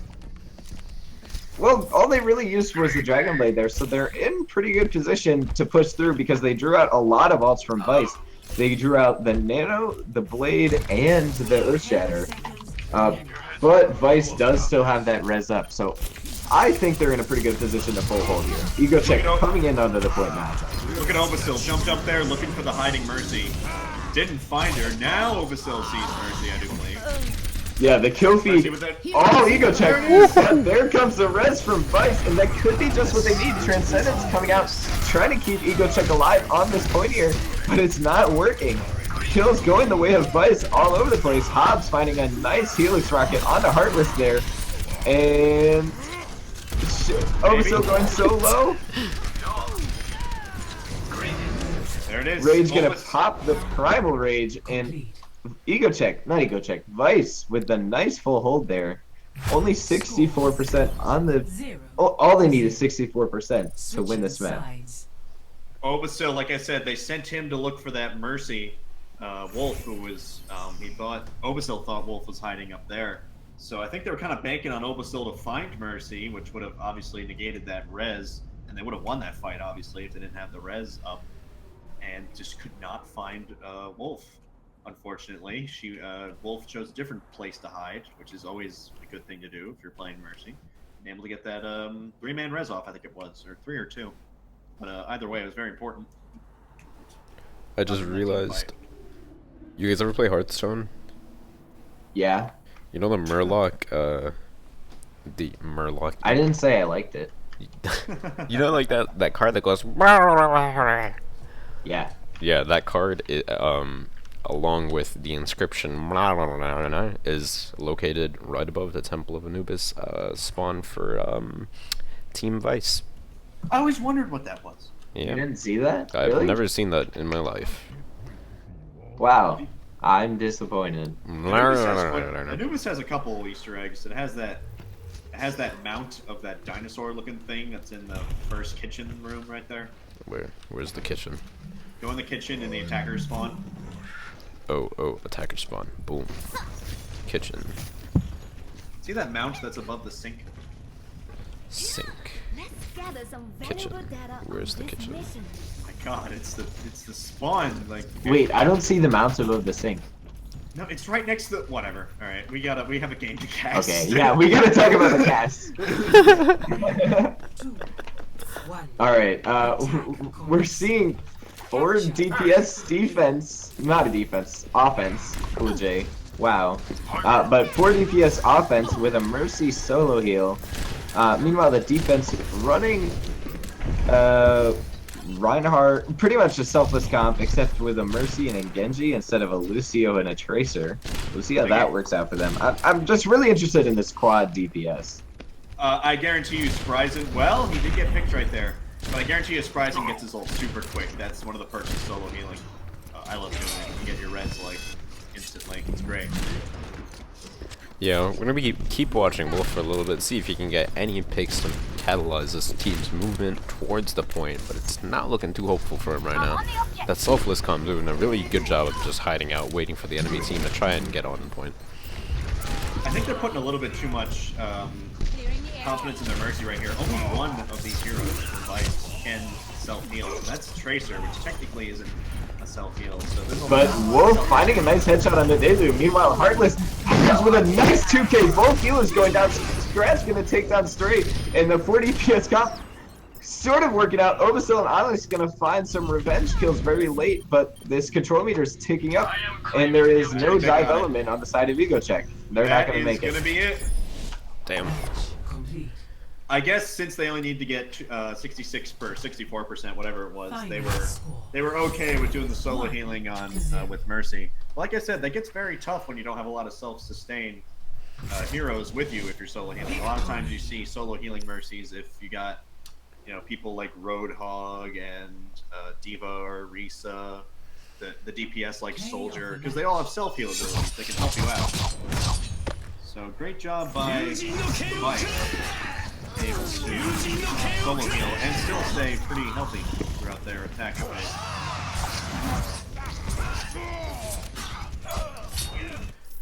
Yeah. Shrexy Dragon Blade right there. Oh yeah. Vice really pulling out the victory there is pretty good. You were saying, Cool J?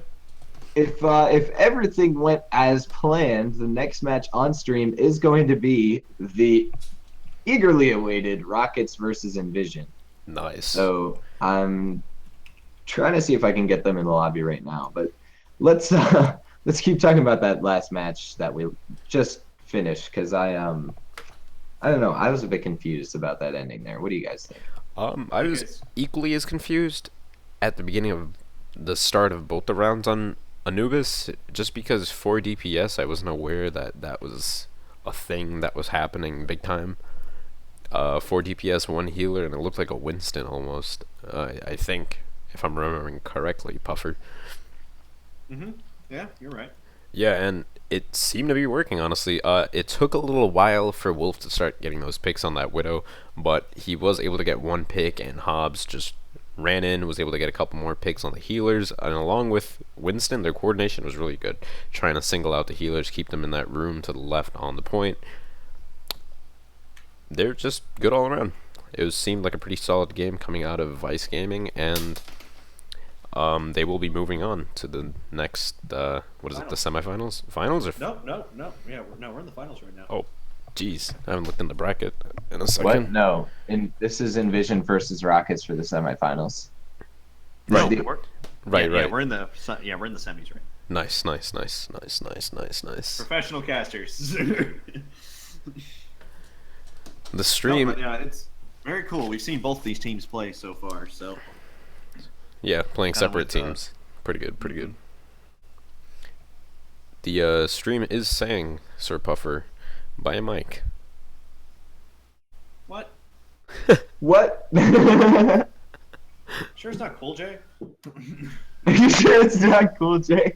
You're redlining a little bit. This is a Blue Yeti Pro. This costs $130. Blue Yeti, damn. I have a snowball, but I'm using the mod mic clearly with the Sennheisers. I have a snowball, and I'm using the snowball, so Is that. Is it close to your face? Probably not. It's right here. I You can't guys. I can't see your face. Alright, you know what? I don't care. Oh, sad day. So, Rockets versus Envision. This should be a pretty good matchup coming up. We saw both of them on stream earlier. Envision, of course, taking the easy 2-0 against, who was that? Frag for Food. And we saw Rockets Esports taking a 2-0 against Balance Gaming, but that one took a lot more effort. So, what are you guys expecting? What are you guys expecting coming out of this matchup? Honestly, I know we're not dropped supposed to my pick headset, favorites. sorry. Yeah, I saw that and I laughed. I know you didn't hear it, but I was laughing with you, not at you. Just Oh, that's nice. yeah. By the way, yeah. I'm not sure if we're not supposed to pick favorites or not, but I'm picking favorites, and my favorite is gonna be Envision. And the Skype call is down. Let me fix that really quickly, and then I'll be right. Excuse me? Because I dropped my headset. That might have screwed it up. Maybe. It is back up. Don't know what happened. Alright, that might have been me. Sorry, everyone. It's all good. We should have a stand for this thing. I'm still in it. It's because you didn't drop your headset, Cool J. Cool J, was someone getting dressed behind you? No. Are you sure? Yes. Positive. Yeah, I'm sure. You gotta look behind you. No, I know what's going on. Dude, I'm gonna laugh if this turns out to be some like horror story stream, because we're gonna see something behind Cool J that he Dun doesn't see. dun dun Oh dun. god. Scary, scary, scary. Crazy stuff. Hey, Clone Man, you're on the wrong team. Get out of here. Yeah, Clone Man. As much as I do Shout like out- you on Ryan. Shout out to Koika and Twitch chat. Did a good job breaking the Rhine Shield Widow. Brutal roasts. Yeah, she took a little while to get those picks, but she did get a good pick on Genji, kept those healers safe, and you know, that's all she really needed to do. Her team was doing a really good job. Big leaks. Middle guy in the So, stream. What mic? am I using? I've moved my mic closer to my facial bone, Your facial bone. my facial muscle. Yes, nice. I hope Twitch chat is very happy Yeah, because I aim to please. Yeah, what do you use, Jim? I know you got the one on your head. yeah, the one in my head. It's I'm actually using the Mod Mic 4.0. It's good stuff, man. Oh yeah, Should we self-identify ourselves again? So the guy on the left is Sir Puffer. yeah. That Follow me at Sir Puffer on Twitter, so you're not calling us left guy. to my left, Sir Puffer. To my right is my boy. I'm Cool J. I exist. Yeah, no one was talking about you, cool. I am Okay. Cool J. Yay! Yay! Yay! On Twitter, not that I ever post on there. I'm Cool J Gaming. Oh, wow. Nice, Gaming. bro. What are you on Twitter, Sir Puffer? I'm at Sir Puffer. Wow. I don't He think- likes to keep it simple. Yeah, I don't think. Well, I mean, I don't think there are any other puffers out there. No one really wants to be me, so. Except for me.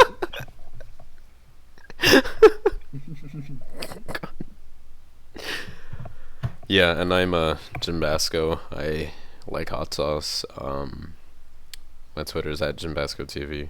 It's pretty good. And he's the guy in the middle, I am the guy in the middle. running the stream. Indeed, I am also doing production. It's fun stuff. So currently we are waiting on the members of Rockets Esports to join this match so we can get it rolling. This is still the semifinals. We will be casting the finals match with the winner of whoever Envision and Rockets is versus Vice Gaming, if I'm not wrong. Right? Yes? Yeah, no, you're right. Yeah. Yeah. Any word on Rocket Boys?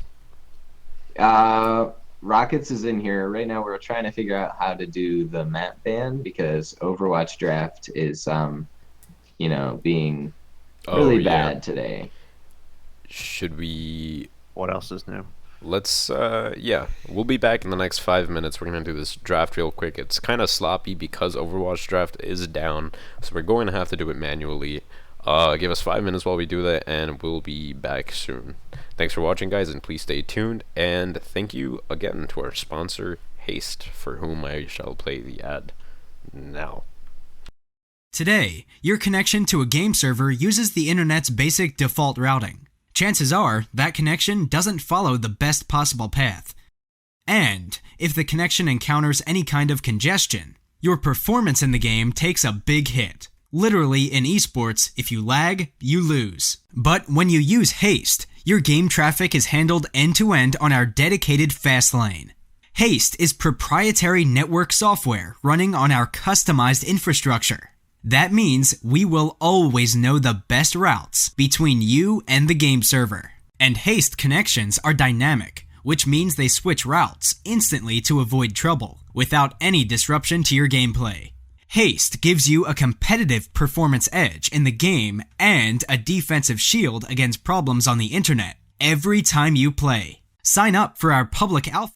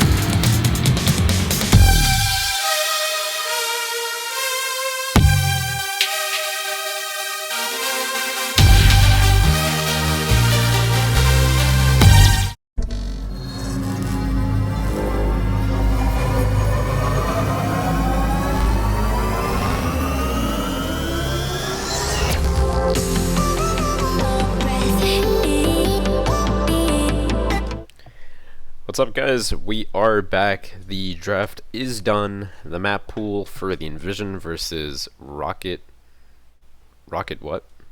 Rocket Esports. Envision It's Rockets! Yeah, I was like, Rockets? Yeah. The map pool is going to be Lijiang Tower, Tunipal, Tunimbani for the tiebreaker. I hope we get to Numbani. I've not casted Numbani in a while. Yeah, I really hope we get to Nimbani.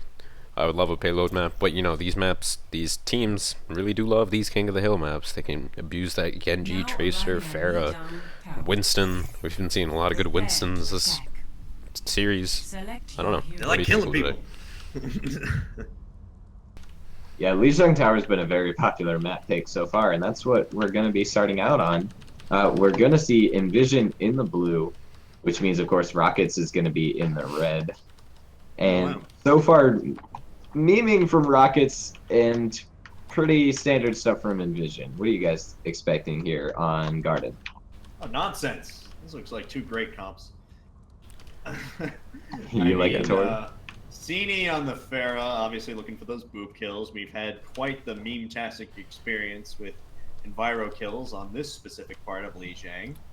I remember last weekend we saw poor Lucio, I forget who it was, went down like 3 times in a row, right? Yeah, that was sad. Yeah, poor guy. Some ritual is going on the side of Rocket Esports that we should get that checked out. Do what you gotta do. So we're actually going to see mirror comps coming out here.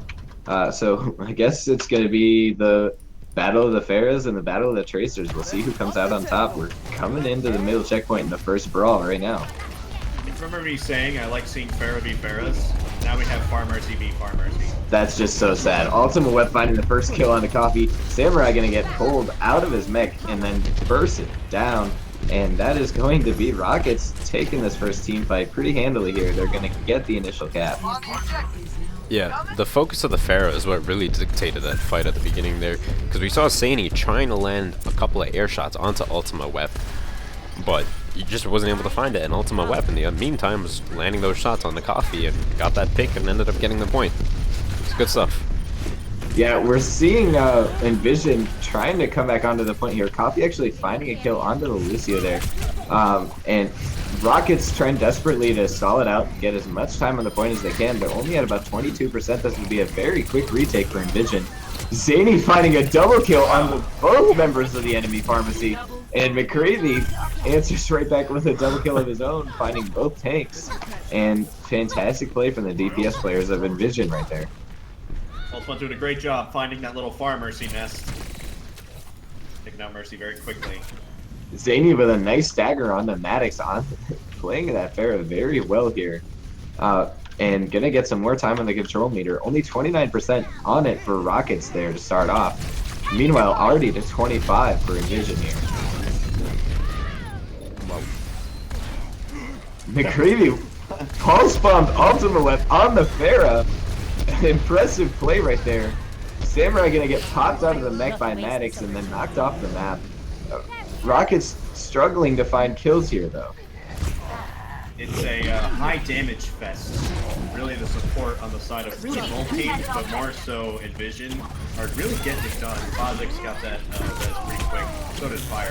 He will go down on Fire, that is. And we're gonna see Maddox pushing onto the point there, getting a kill on the Fire, but Samurai with a nice 2K with a Diva Bomb. Both members of the pharmacy going down. Fozik's gonna go down to Deadly's Cool J talk. Deadly's self-destruct, but Envision overall able to out-frag Rockets Esports. Ultima Web with a great direct hit on the Zany, and if they can regroup here, Rockets might be able to retake here. 75% on the control meter already for Envision. They need to get it turned back soon. Yeah, Deadly chucking that Diva Bomb into the air. That's the risk you run when you're Far Mercy. Mercy was floating around in the air. Actually wasn't range of that, even though you normally think that would hurt you. Ultima Web pulling out the barrage, getting nothing, and actually going down. The solo res comes up though, and Clone Man finds a quick 2K right there.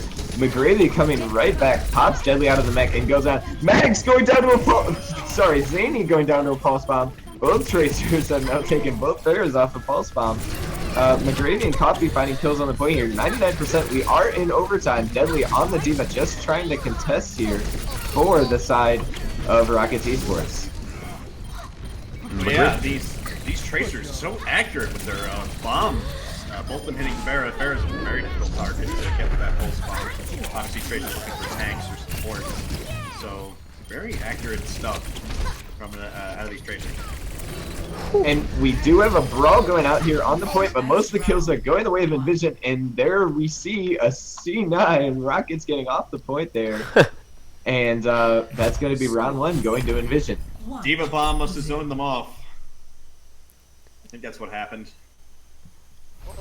Honestly, I'm not quite sure. They might have just Cloud9'd it. Envision, McGravy, and Coffee working extremely well together. Tracer and Winston really... I remember I was spectating Tracer this one time, and I saw her dash across the moat, if you will. And as soon as I saw her, I was like, why is she dashing into 5 people by herself? Coffee landed, like, right on top of her. And they were in the face of the other team, just messing them up. And that's a lot of coordination. That's a lot of good coordination. And right now we're going to be seeing on the side of Envision a couple comp switches. They're going to be going a full dive with a Genji instead of a D.Va. And really the same comp coming out of Rockets Esports. It's just going to be a super brawly match right now. Another weird comp here. Really interested to see who can outplay. Last time Envision, of course, came out on top. A nice dive out though, and Samurai going to go down early to the enemy soldier on Maddox. And I think we're going to see yet again, Rocket's going to take the initial cap.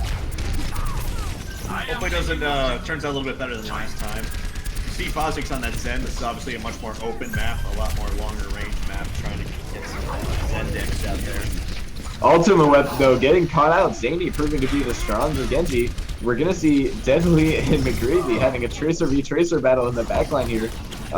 Looks like Deadly's going to come out on the bottom end of that, as he could have helped his team out, but he ended up doing really nothing. Only 15% on the point, and we're going to have a pause coming out here. You got a pause?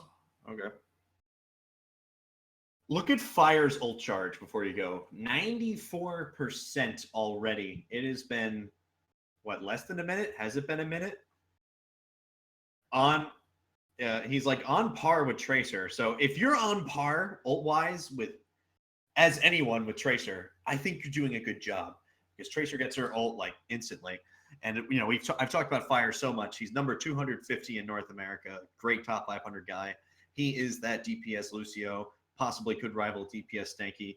Sorry, I said that. He's just so... this is so nutty. I've never seen a Lucio, other than Stanky, obviously. I've never casted a Lucio for sure that gets his ult. All right, we're ready to... Sorry to cut you off here. We're ready to go back in. I'm very excited. The problem was fixed pretty quickly there. It's pretty Well, good, that's pretty very good. helpful. We do enjoy seeing that. Yeah. Almost like how Envision was able to retake the point very quickly there. Already more control. And Zany with a great early kill on the Maddox. That should be the end of this fight. Rocket's going to try and disengage. But Zany. Envision says no, jumping in. Zany with 3 kills there to finish it off. Fantastic play from Envision right there. No mercy and no escape. So they were... the reason they had paused is because Zany was having a couple of problems with this computer, and as soon as he came back, he got a quad. Yeah, that was really impressive play there from Envision Esports. Yeah. Almost 50% on the control meter now. Oh, but Fozix goes down to Deadly on the outside here. McGravy finds a kill with a pulse bomb. Zany pulls out the Dragon Blade.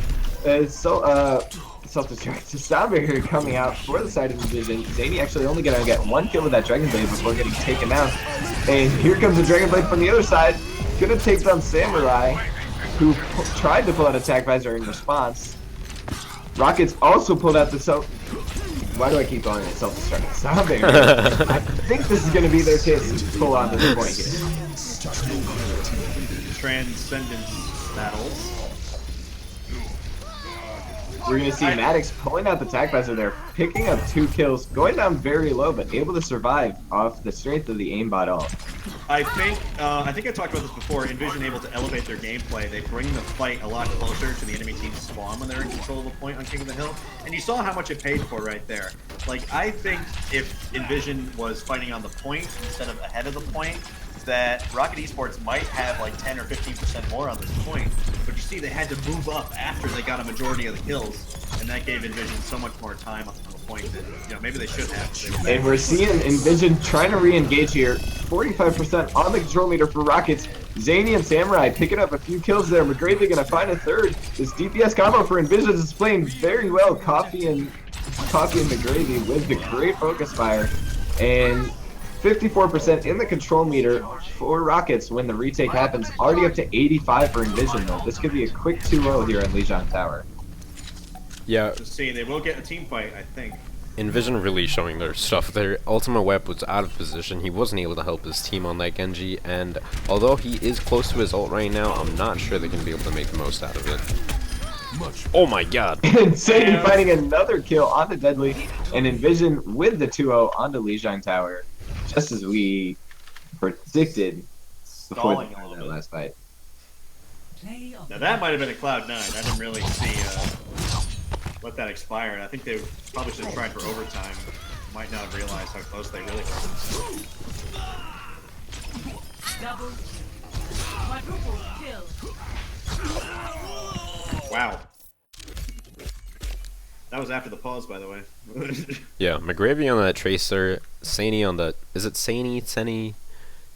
I don't know, stream I'm is saying Tissimi, but every single stream I've ever seen has been Zany, so I don't know. They were right last time on Share Show, but well, I mean, Twitch chat knows everything, so yeah, you're right. True. That's my bad. You're completely right.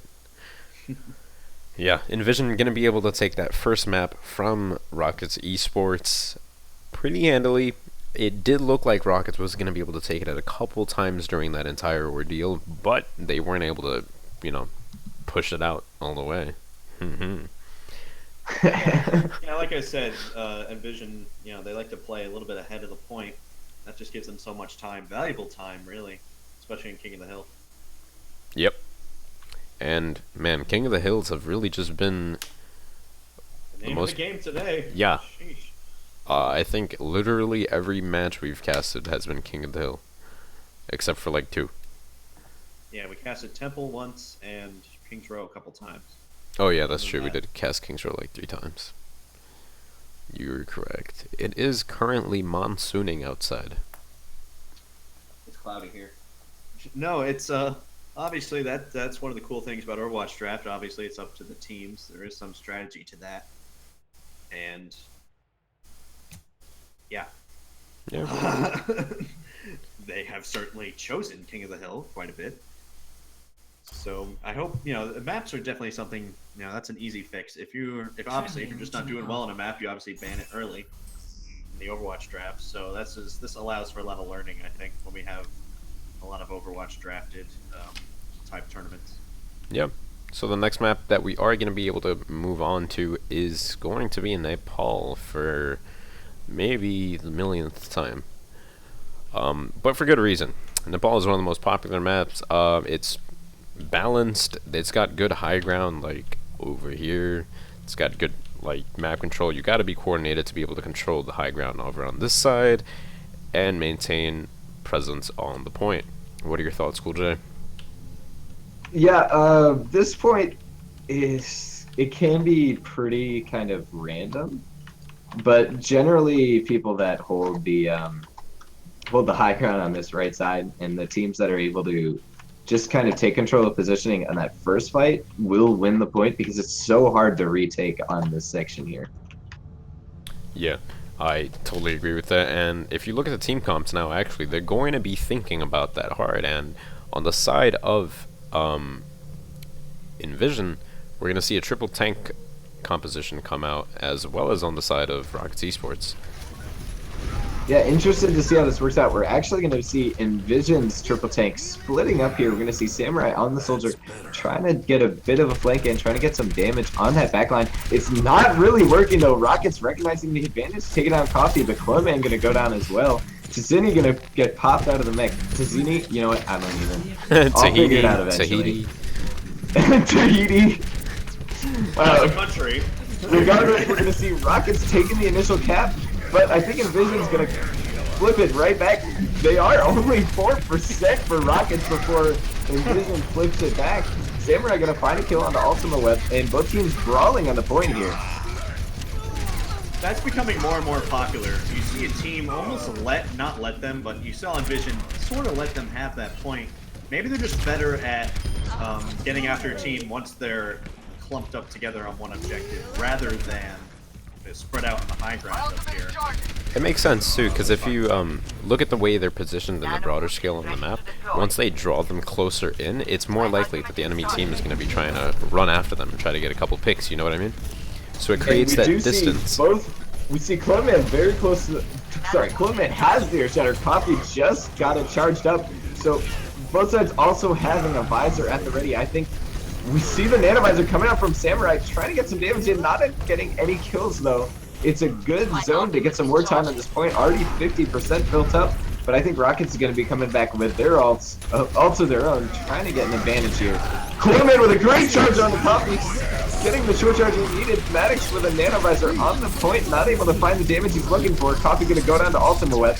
Maddox does finally get a kill with that visor. We did see a grab going out on the side there, and all of the kills going the way of Rockets Esports in that last fight. What you saw there was a win-win sort of situation with Samurai and Fazing with the Nano Visor. Like you said, Cool J, didn't kill a lot, but it zoned them off the point, giving them some valuable time, which is something that, that's something like Envision is very good at, is getting every second out of these teams. Yeah. And McGravy gonna go down very early there, but Samurai finding a kill right back the other way. Envision shattering the shield, but the D.Va Bomb comes in and still picks up two! Fantastic play from the Zini right there on the D.Va. You know what? I'm gonna get beat so hard for that. But despite that 2K, Envision's still struggling to flip this point back. Rare misplay by Grab, and that could be what they're looking for. Envision getting very close to flipping it back. Oh, they're so close, they just gotta clear Clone Man off this point. There we go. Rare misplay by Clone right there. He had the D.Va Bomb right in front of him. I think his shield was technically too close. Is that what killed him? Like, I know a shield obviously blocks a D.Va Bomb, but I think he might have walked just a little bit too close to it. Yeah. There's a Lucio move involved. I'm not sure what happened, but a very rare misplay. And we're gonna see Rockets boost right onto the point. A big Earthshatter from the side of Rockets. And Nanovisor comes out from Samurai, picks up one. A nice boot from Fire picks up a second. And Envision should be able to get onto this point here. That Nano Boost just disappeared. Do you guys see that too? No. It got onto Roadhog, Ultima Web. That's the one you're talking about. On my screen, it like showed up for like a second right at the end. That was weird. Anyway, Ultima Web and Deadly with a nice grab whole hog combo. Gonna pick up 5 kills right there. And both teams had 85% on the point, but Rockets in control. So right now, Envision is in desperation mode. They gotta get on this point and contest. Yeah, interesting. Like all of these point flips have been very interesting. It's not a team fight is won, and then you get the point. It's all been kind of scrap fest type stuff. Cini gonna pop the self on the point there. Fire and McGravy getting a few kills. So even though Envision lost the fight at the choke, they're able to get on force overtime, and they're actually finding some kills here. Here comes a big grab. 3 people getting caught. What? DPS Lucio and McGravy pouring damage into it. McGravy gets a few kills. Cini finishes off Cloneman, and Envision gonna get the desperation flip, 99%. And now they're taken out, and now desperation mode is flipped over to Rockets. Can they pull off the same kind of thing? Clone Man 66 charged the D.Va Bomb and then shielded it at the very last second, saving his team. That was insane. Rockets also able to trigger overtime, but Samurai's Nanovisor are going to make sure that people go down very quickly, able to find 2 kills there. Fire, though, going to go down. A nice Earthshatter from Clone Man. Going to get flipped in the back line, and he's going to go down. And as we said, Rockets just in desperation mode right now, trying to keep this point contested. But unfortunately, they can't pull off the same magic, and Envision is going to win round 1. Clone Man's charge. I can't get over that. Oh. What was super interesting too is Fire, the Lucio on Envision Gaming, He totally saved the match there with Sani. Fire rushed to point right as the rest of his team, the rest of Rocket, was getting holed up in the beginning choke by Envision. I mean, Envision was getting held up by Rockets. Fire made it to point, was able to boop Zarya off of the point, and with Sani, able to do massive amounts of damage. It was ridiculous. That was a little bit of everything right there at the end. Like I said, like all those point flips happened like mid-team fight or during like a pseudo-team fight. You know what I'm saying? It was not your typical Overwatch game where one team kills the other and they take the point. Very fun to watch. And we are going to be seeing what we've seen before on this section from Envision, that Pharmacy D.Va Winston combo, but McGreevy making a misplay, blinking into the Winston at low HP, gonna die there. But still kind of brawling out, kills going both ways. Envision going to end up taking the man advantage. Sani finding a nice 3K right there, making 4 on the Pharah. Fantastic play with that Pharmacy, and that's going to be the first cat going to Envision. I think I talked about Ultima Web. He's a very high altitude Pharah. Right here you see the benefits of a low altitude Pharah. Seni, able to get very clear, quick, concise kills on the smaller targets. Yeah, his flick aiming is actually nutty. Yeah, it's very rare to see flick aiming, good flick aiming people, I meant, on projectile, because a lot of times they make good hit scan players. And we are going to see Rockets trying to rush point again. They've been doing this for a couple points now, but Sini having none of it. Finds an early kill on the Clone Man. Barrage pops Deadly's mech and gonna find Maddox. He's gonna go down to a nice right click, but the res comes out. And finding 2 more. Sini on this Pharah, playing so well here. Paul's just gonna pop Samurai's mech, which is unfortunate. Samurai's gonna go ahead and suicide there so he can get the mech back. But Envision with another hold, 52% on the point now. Man, Sani is insane, like they say in the chat. He's just popping off right now. He's able to get multiple picks onto too many people, and that's going to force out a change coming out from Rockets Esports. They're going to go triple tank with that soldier. Try to stay alive now. And here comes a self-destruct. Going to pick up Majesty. Nice play from Samurai there. Maddox, however, pulling out the tag visor for Rockets. Going to find 1 kill. Not able to find much else, though. Zini in the air, still getting kills, but meanwhile, on the ground, his team is falling on the point here. No, gonna pick up 1 more, and D-Meg Deadly on the D.Va, and Zini yet again pulling it back for Envision Esports. And they're gonna stagger this Phyla D.Va. Unfortunate. I was about to comment, Zini getting his ult back so quickly. It was like, every time I looked up, it was like, now he's got half of it. He's got 2/3. He's got 3/4. He has the barrage. It was crazy. Ooh.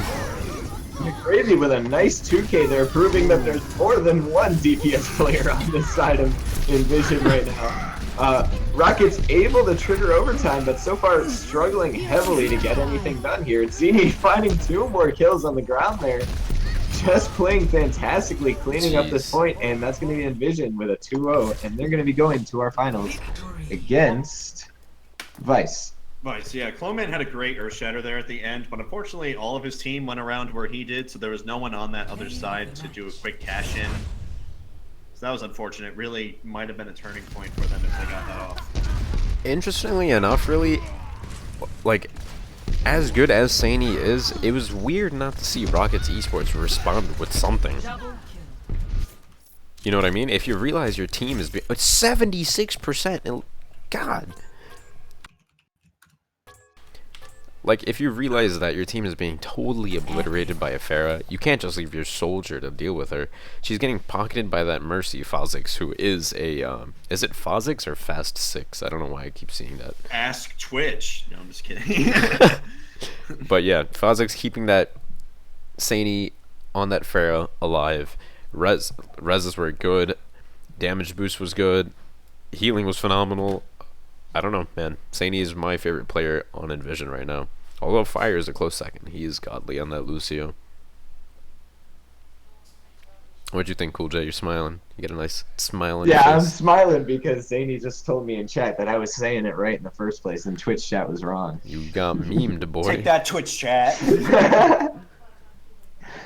We got to get Vice into the lobby here, but that was another fantastic performance from Envision. Pretty much just what we expected from them, just playing really well, proving that they're on another level. We'll see if Vice can give them some trouble in the final here, coming up shortly. That's the 5, by the way. We'll be in for a good one. What? What? I totally like zoned out and I heard nothing of the past 5 seconds. Oh, we're casting Overwatch, and the finals are coming up. Oh no! Alright, so yeah, we will be setting up Envision versus Vice as we speak. What do you guys think? Who do you think is gonna be able to take the finals? Hey, both these teams are rather up and coming. I think Vice certainly is the more up and coming team, I guess you could say. Like, they're much more newer. Envision's been around for a little bit, so perhaps Envision just has the swagger and the experience here. You know what I'm saying? They've been here before, kind of thing. Yeah, no, I feel you. A couple of great top 500 players on that team. Like we said, Sani going off, and man, I already see Share Shoy, and I'm triggered. Like PTSD is back or something. Like I saw. Don't Share you mean Shoy. Shuri? Yeah, Share Shoy. There has been so much pronunciation drama on this stream today. I don't know if I can take it. Yeah, it's like we're actually in Korea and we're learning how to speak Korean. This must have been what Monte Cristo and Doa felt like when they casted the first Apex season. Man, I can only imagine. Like, how do you go to another nation and try to cast a game? That's crazy. They did it. Yeah, they did. They did it well. Now they're back here in the States for the wonderful Overwatch League. Yes, who has claimed many a life. Many a life. Yeah, man. Like Complexity, that's such a nice org. Like, they're an old school org. How are they gonna drop out of the OWL? So sad. So sad. Alright, so we are gonna be taking another 5-minute break. Overwatch draft is down once again, and while that's happening, I will be shouting out our sponsor, Haste. Because they are a fantastic company dedicated to making your gaming life that much smoother. I like that. Yeah, I don't know how I came up with that, but we're just gonna go with it. And yeah, a lot of pros already trust Haste. Energy is not, I don't know if they're partnered, but Haste does something with Energy. I've seen their thing on Siegel's stream. I don't know if they're actually with Energy or with Siegel, but lots of good stuff. Haste.net. You could definitely go check them out on Twitter. They're Haste_esports. You can find Cool J if for some ungodly reason you want to follow him on Twitter. Thanks. Go. It took him like a week to follow me back Yeah. when we started.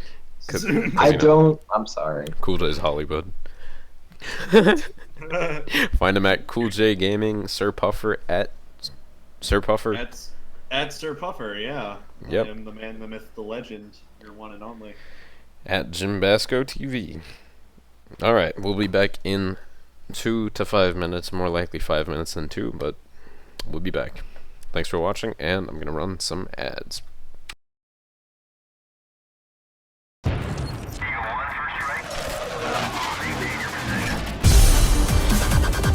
Today, your connection to a game server uses the internet's basic default routing. Chances are, that connection doesn't follow the best possible path. And, if the connection encounters any kind of congestion, your performance in the game takes a big hit. Literally, in esports, if you lag, you lose. But when you use Haste, your game traffic is handled end-to-end on our dedicated fast lane. Haste is proprietary network software running on our customized infrastructure. That means we will always know the best routes between you and the game server. And Haste connections are dynamic, which means they switch routes instantly to avoid trouble, without any disruption to your gameplay. Haste gives you a competitive performance edge in the game and a defensive shield against problems on the internet every time you play. Sign up for our public alpha by visiting haste.net.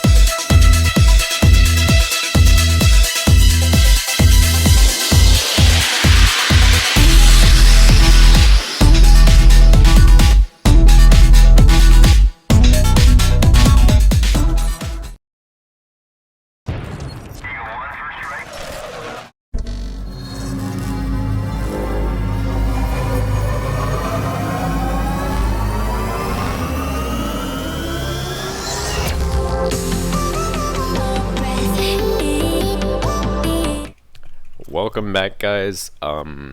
This is gonna be the final match of the Haste $1,000 qualifier tournament. The final for this tournament will be held on May 20th, which is going to be next 20th. Saturday. Next Saturday here, we hope to see you here. Oh yeah, hope to see you here. Cool Jay, what teams do we got playing today? For this final, we have Envision and Vice. Both teams have already qualified for the final tournament, which is next Saturday.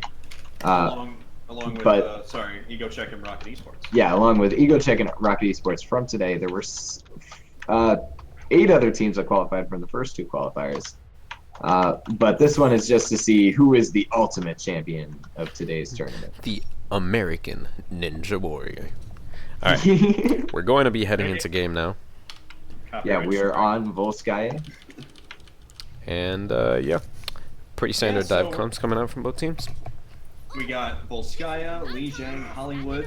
This is the best out of 5, so if necessary, we'll then head to Watchpoint Gibraltar and Temple of Anubis. Yep, So, yep. A Quite lot the more. maps. Look at Yeah, everything. definitely a lot more exciting than a bunch of the King of the Hills that we've been having. Out of Envision, we are going to be seeing the Sombra defense coming out. And unless they're messing with us, it looks like Vice is going to be running a Sombra over their own. I think defensive Sombra inherently has the advantage here, though, so we'll see. We'll see how it works out for both sides. And it looks like Coffee on the Winston has already mastered the Winston perch on top of this building over here. Oh yeah, he's got it down. Where am I? Oh, yeah. Yeah, I see that. I still need to learn how to do that. I don't play Winston that much, though, so it's Oh, okay. And Fozix with an early kill on the Surprise and on the Lucio. And Zenyatta. sorry, yeah, Zenyatta. That's gonna be the end of this push for Vice, or it should be. Vice is still trying to push through, though. Yeah, when you lose support that early, that's usually Overwatch 101. You call it quits for now. McGravy finds a kill onto Hobbs. The Tracer v Tracer battle. Scratch gonna go down to Coffee just after popping Zany out of his mech. And McGravy gonna take down Rage, and that's gonna be Vice losing that first fight, but taking a long time to do it. Already a minute off the clock. That's a great shot call. Vice knew that they had lost that team fight, so they went for the Diva mech instead. And instead got that Diva mech, and she's still on a mech right now, so that'll really help them on this next team fight. That is a great shot call. Yeah, if you keep an eye on that Sombra ult, though, she just gets it up right now along with McGravy. And there comes the EMP, but it might be a bit late. Vice already found a few kills. Coffee, though, playing really well on that Winston. But Rage on the Soldier, and Sherishoy holding that choke point on the Winston there. But Vice got zoned off the point. They need to get back on it. They need to start building up some more control. They're about halfway to the first tick right now. Lots of ults ready. Here comes Attack Visor, and Spryzen gonna pop the Transcendence in response. And there comes Attack Visor from the offensive side. Just lots of ults both ways, but not too many kills coming out. The first tick has been taken. Halfway to the second one, Coffee and Zany gonna pick up a few kills there. McGravy gonna find a third, and that's gonna be Envision stabilizing. And Fozix has the EMP ready for that next push too. Not really a very aware play by Vice. They were having a little team fight, or not a little, a huge team fight on that right of objective right there. But the rest of Envision was not on the point. So that's why they got that first tick, is that like the players going to that team fight just happened to stand in that objective long enough. So if they were aware and maybe just backed up a little bit onto that objective, it's a really simple fix. They would have maybe had more than one tick. And there's the EMP, but Fozik's gonna go down pretty much as soon as he pops it. Spryzen not getting scared at all at losing so much HP from the shielding, and actually gonna pull out some DPS and finding a lot of kills right there. Sherishoy with the Primal Rage gonna push Samurai off the high ground. That allows Rage to be able to get the kill there. And this should be Vice capping first point here. Yeah, Fozix with a not really that great of an EMP. I think Cini kind of felt like he had to follow up on it, so he really put himself in harm's way and quickly died, unfortunately, when he boosted with Diva into the small room right there. Yeah, Fozix on that Sombra, that not sure what he was trying to accomplish with that ult. His team wasn't really there with him either, so Exactly. not too sure what was up there. And we're actually going to see Kha'Zix going down first in this fight. Cherishoi going to go down to Samurai. That's pretty much all of the tanking power for this offensive side running through DPS. And McGravy going to pick up a few kills there, and that's going to be Envision cleaning up this fight. And what I really noticed Envision really excels at is creating space in the enemy team so that McGravy and Coffee can actually get to the back line and try to enclose the other team. I saw McGravy, he was actually positioned really well. We saw Rage on that soldier being positioned on the high ground on point, and once he fell down, McGravy was just able to, you know, skirt by him and get a couple picks right there, and it's been working. It's been working out really well. McGravy was there with Cini. Cini, not like most divas, where it's more of a frontline tank with the defensive matrix. He actually went up behind them and started doing some DPS diva, and that worked out well with McGravy. And meanwhile, while we were jawing away, a nice team fight comes out from Envision. They're going to pop the EMP and the self-destruct. They're going to find a ton of kills there, and they're going to win yet another fight. About 3.5 minutes left in the clock for Vice. They're in a good position. They had 5 minutes left at the start of this, so we can see they're able to cash in. Yeah. Envision off to a good start right here. Yep. And Vice has made almost a full switch. They currently have triple tank, but they still have the Zenyatta pick. I don't think it's worth holding out for a good Transcendence here. There comes the Pulse Bomb. Wolf's going to go down very early here. Transcendence does come out, but it's not going to be enough. Coffee with a great 3K. Jesus. Oh no! Everyone's off the map. It up. Fantastic play from Envision right there. Wow. Yeah, we see the Ana right here. Just too much health in the health pool for Zenyatta to be useful. Would like to see it switch a little bit earlier, but like you said, trying to get off that Transcendence before. And there's such great Ana boostable targets right here: Ryan, Road, or even Zarya, and now Soldier as well, switching off with the Tracer. Yeah, on the side of Envision, we're gonna see. Look at the ult economy for a second, and you're gonna see that 5 of the 6 members almost have their ults right now. And so, if Vice is gonna want to push onto this point, they're gonna need to do it extremely soon.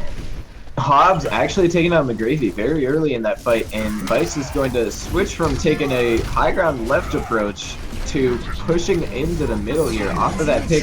Here comes the EMP.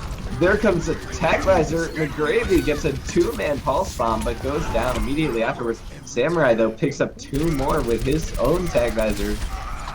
Finds a third onto Cherishoi, and that is going to be yet another lost fight for Vice. Less than 2 minutes now. Yeah, you saw that early pick on McGravy that Jim pointed out. Now, picking a Tracer early is, especially when that Tracer, like McGravy, was on defense, it's just so tough sometimes, because she gets back to the point like instantly, for blinks.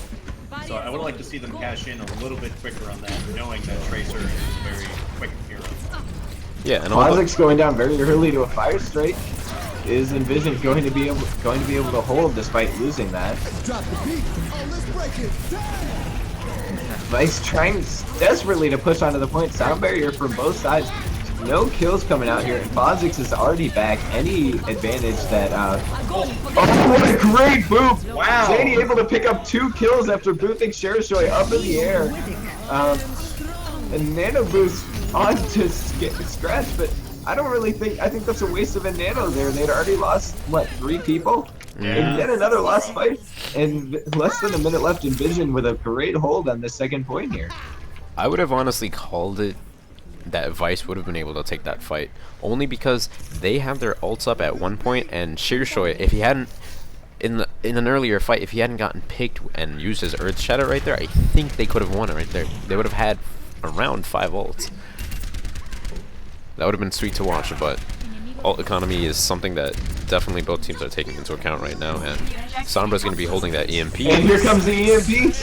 Yep. But somehow Hobbs managed to avoid it. Pops attack visor, but Samurai pops attack visor of his own, and he's going to win the aimbot battle. McGravy going to find a kill. Rage finding 2 kills though. Well, 1 kill and popping the Diva mech. But overall, Envision's still winning this fight. Less than 10 seconds now, and I don't think Vice is going to be able to make it back. No, I don't think they so. They were able to get 39% of the point though. Interesting positioning by Envision throughout the whole of that second point. We saw Diva behind them. We saw Winston behind them. We saw Score. Tracer behind them. 0 Really to 1. trying to stray away from that. Switching What I think a sides. lot of teams mistakenly do on the second point right here, which is stack the objective and just wait for them to come at you. Instead, they were meeting them midway, engaging them. What Envision has been doing basically this whole tournament is with their positioning and, you know, not really fighting them at traditional choke points. And that really helped dwindle down a lot of Vice's team fights, you know? Kind of diffusing them before they start kind of thing. You know what I'm saying?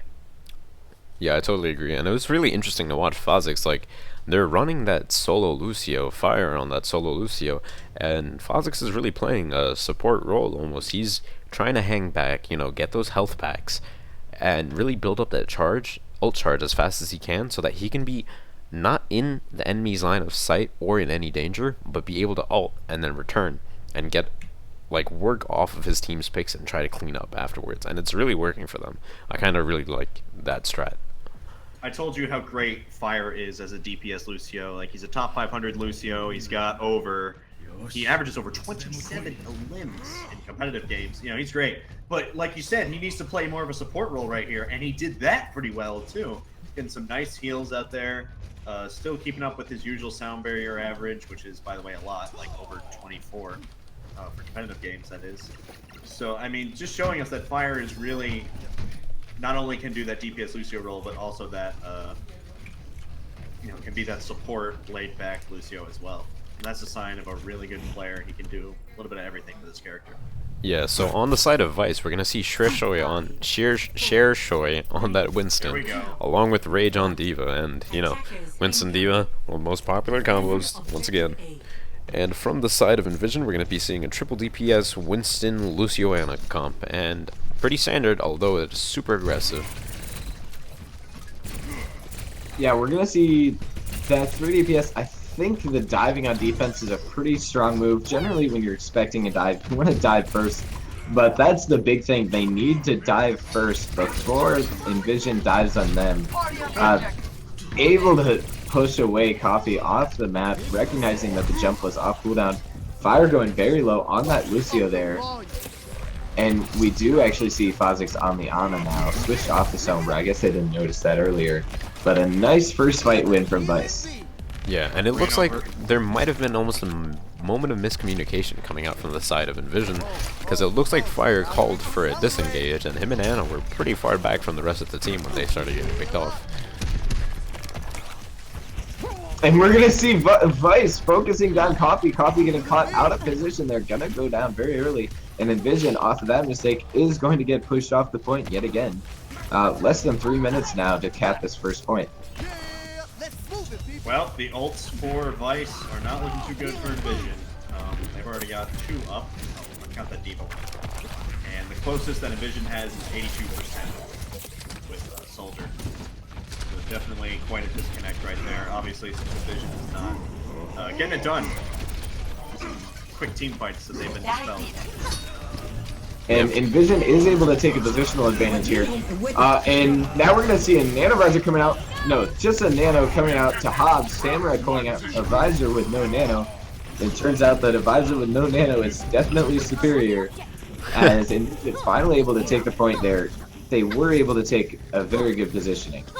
Hobbs realizing that Samurai got a little bit of damage on him, he knew he couldn't win that war. So even if he got nanoed, he did hide, which I know looks bad, but that's what you got to do sometimes. You got to be a smarter person, realize that you're not indestructible with a nano. Yeah, I really like that Ana switch coming out of Fazix, because I realized while Sombra does work on a closer point, she's not going to work Zany with a open Nano zone. Blade coming into the backline. Only able to find 1 kill though. Kills going both ways, but mostly in favor of Vice. A Diva Bomb going to take down Coffee, and Vice, despite possibly getting caught off guard by that early dive, able to win the first fight. I thought I was lagging out. McGravy actually flanking on the right there. I didn't know you could do it without blinking. If you hug the wall right there, that counts as a floor, I guess. But it looked like I was rubber banding.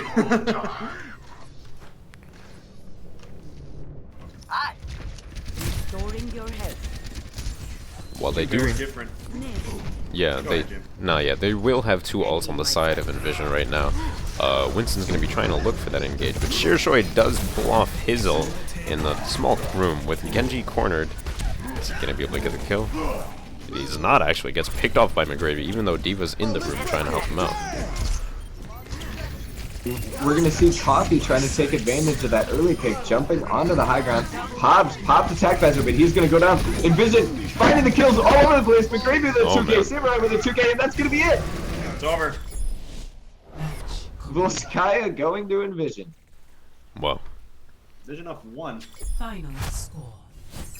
McGravy popping off at the end there gets maybe 4 or 5 picks with the help of his team, of course, but seriously, good coordination coming out from Envision. Yeah, big time. I know Winston sometimes is thought as a counter to a Tracer, but you know his. Play of the match. Oh no! I'm sorry. I thought I was thinking Vice had a Winston. I was reading that incorrect. Oh, this is going to be the triple boot. Here we Oh, go. yeah. Roadhog healed up. Yeah, Oh, all man. right. Double kill. Triple kill. Oh man. Brutal. Brutal. This is a really good play. Saying hi to us. Hi there. Yeah, a pretty dominant play coming out of Envision there. Honestly, one of my favorite players on Envision, even though it does seem to change every match. Used to be Fire. But McGravy is getting up there. And Coffee on that Winston's actually pretty damn nasty. What do you think, Puffer? Who are your faves? McGravy's that guy, you know. He's just so he understands hit scan as in general. He knows where to find those because he's getting a lot of red Now arrows. arriving at Lijiang Knows where Tower. the hitboxes are and all the different Prepare heroes. to I always attack. see him getting those Select your hero. getting those crits, getting those headshots all the time. You know, he's one of the few people that'll actually watch first person. You know. Yeah, I feel you. Certainly, he knows. He just knows his character. He knows hit scan. He knows how to get the kills. He's just one of those classic kind of guys that you can always rely on. If he makes a mistake, he seems like he'll own it. You know, if he's out of position or something. But there's not a lot of excuses when it comes to him. He's always on point. Yeah, so we yeah, will. he's someone that can work out for any team. You know, but Envision is certainly a great fit for him. I think. Yeah, so I definitely agree. Him and Coffee really work well together, and Fozik's on that Zen now. He's going to be able to do some work, get those discords down, and Sani on that Genji with Samurai back on Soldier. That's going to be interesting to see. That's a lot of damage coming out from the side of Vice. I mean, Envision, sorry, totally forgot to swap the sides. Lol. Not you. Round one. Not Jim Basco, everyone. Oh yeah. So we are going to be coming into Lijiang Tower. We've seen this many times today. We're going to be starting on Control Center. We're going to see Envision running their signature 3 DPS on the side of Vice. We're going to be seeing a triple tank comp trying to take advantage of this white room, and right now the 3 DPS is working. They're zoning this triple tank into the white room and controlling the point, but triple tank actually pushing out onto the point, not getting dived just yet, but here comes Copy down onto the ground. Lots of damage going out. Surprise, going to go down, getting caught out of position. Zany going to go down to Hobbs, but it doesn't really matter. McGravy and Coffee find all of the kills there, and there we go. That's going to be the first cap going to Envision. That is Heavy slow death ball did not work right there. Oh, yeah. That is a ridiculous amount of damage coming out from the side of Envision. If you saw Seni, he almost died. He was like within maybe 10, 20 health, but they just didn't have the damage for it. If you know what I'm saying. Like they had like Rhine, Road, and Zarya. And when he's able to get away, you know, that wasn't really, you know what I'm saying? Not a lot of long range damage to try and kill Zany people. pulling out the Dragon Blade, not able to get anything. Pulse Bomb also came out from McGravy, not able to get anything. And lots of kills coming out from Vice right here. I think this could be their chance to flip the point. 35% on the control meter for Envision already, though. Yeah, they're really fighting here, another 10% off that point. Poor Rage. Actually, Fire, thanks to the Transcendence from Zenyatta, they're able to come back onto this point, find 3 kills, and they're going to re-stabilize. Well played by Envision there, especially the supports, to be able to get back on that point and keep it contested. Yeah, fire on fire, really. He's doing a lot of work. It's the positioning on Lucio is one of the biggest things, especially now that his AoE is reduced so drastically, and Fire's making really good use of everything that's been changed. Hey, like I said, he's a DPS run. So we're gonna see tag visors out from both sides. Samurai's gonna find a kill with his. Hobbs isn't gonna find anything with his. We actually saw somebody go down really early. I can't remember who it was now. But at this point in the fight, as usual, Envision with their brawly 3 DPS style, finding all the kills. Fozix getting a 2K for himself on that DPS Zen. Is it just me, or are visors not getting roasted? Are visors not really working this match? You know what I'm saying? I have not seen a lot of visor kills. It's definitely hard to play visor into this 3 DPS comp that Envision's doing. It's really working out well for them, and it only really works this well on King of the Hill maps where you don't have a team that can set up at one location like a choke. There isn't like a single choke, you know what I mean? The team of Envision's like using their superb mobility to outmaneuver the other team, and you know that tag visor is only going to be able to really go off if you can kind of focus for a second and land those shots. But if everyone's flying all over the place, I don't know, it doesn't find too much use, and he gets shut down really fast sometimes. We are going to see Samurai switching off that soldier onto Diva now, and Sene going on to the Pharah, which he is remarkable on. Fozix does switch over to Mercy, his main, I think, right? Alright, I lost my train of thought. I got roasted by the players. We're seeing the pharmacy coming out from Zany here, and it's working so far. Coffee finding a kill on this prison, Zany finding a kill on the Wolf, and this map is fully controlled by Envision. Samurai getting popped out of the mech, and he's gonna go down, but it doesn't really matter. As I said, Envision fully in control of the map right now, able to get that first cap. I think that Vice thought they were safe back in there, but really no, not hindered by Envision. They march right in there and they get some kills, proving they are the Braden bunch we know. And Fire with a great boop, McGravy finding a kill, and Envision still in control at this point, although Vice is trying their hardest to push onto it, and they're finding a few kills, both with the DPS Lucio, but there comes a 2-man res from the side of Envision, and I think that's going to be the end of that push. 28% on the control meter now, and another hold for Envision. Slick stuff trying to cap that point. Almost got it too. Almost got a backdoor cap, but Envision able to clamp down. Almost got it there, but such huge amounts of damage coming out from Envision really forced Vice to get off that Zen Lucio they were running. It just simply wasn't enough heals, and I like this Ana that Ryzen is on right now, and it definitely plays more into the comp they're trying to run. Oh, however, Sani really doesn't want to let them have it. And we see Zany with a barrage after 1 kill. Still, yet again, finding these kills on this King of the Hill map. It must be why Envision loves playing them so much. We're going to see them win yet another fight. 65% on the control meter now. Yeah, but sometimes backdooring like Vice tried to works. But when Envision is controlling the map this hard, like you saw the Winston went through the window, Mercy and Pharah came through the top, Ana came around the side. They just kind of like surround you.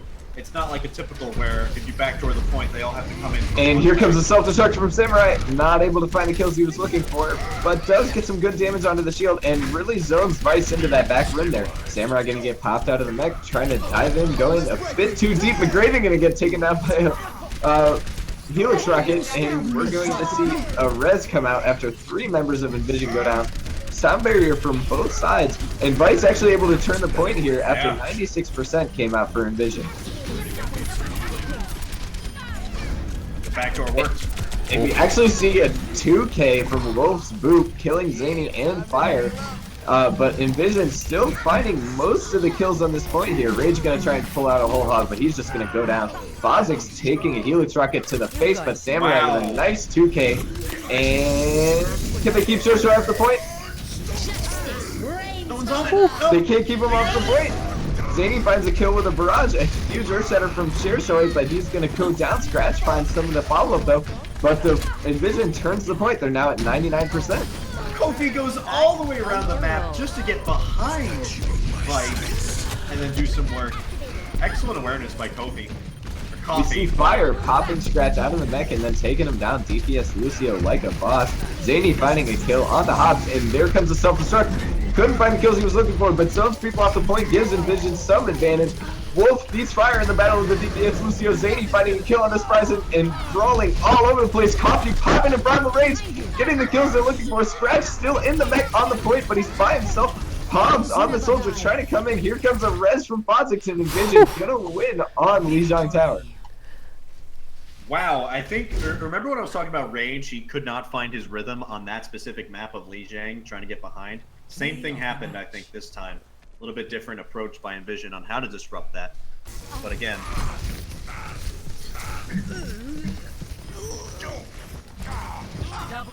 Man, coffee on this Winston is absolutely nutty. Quintuple kill. No. Nice.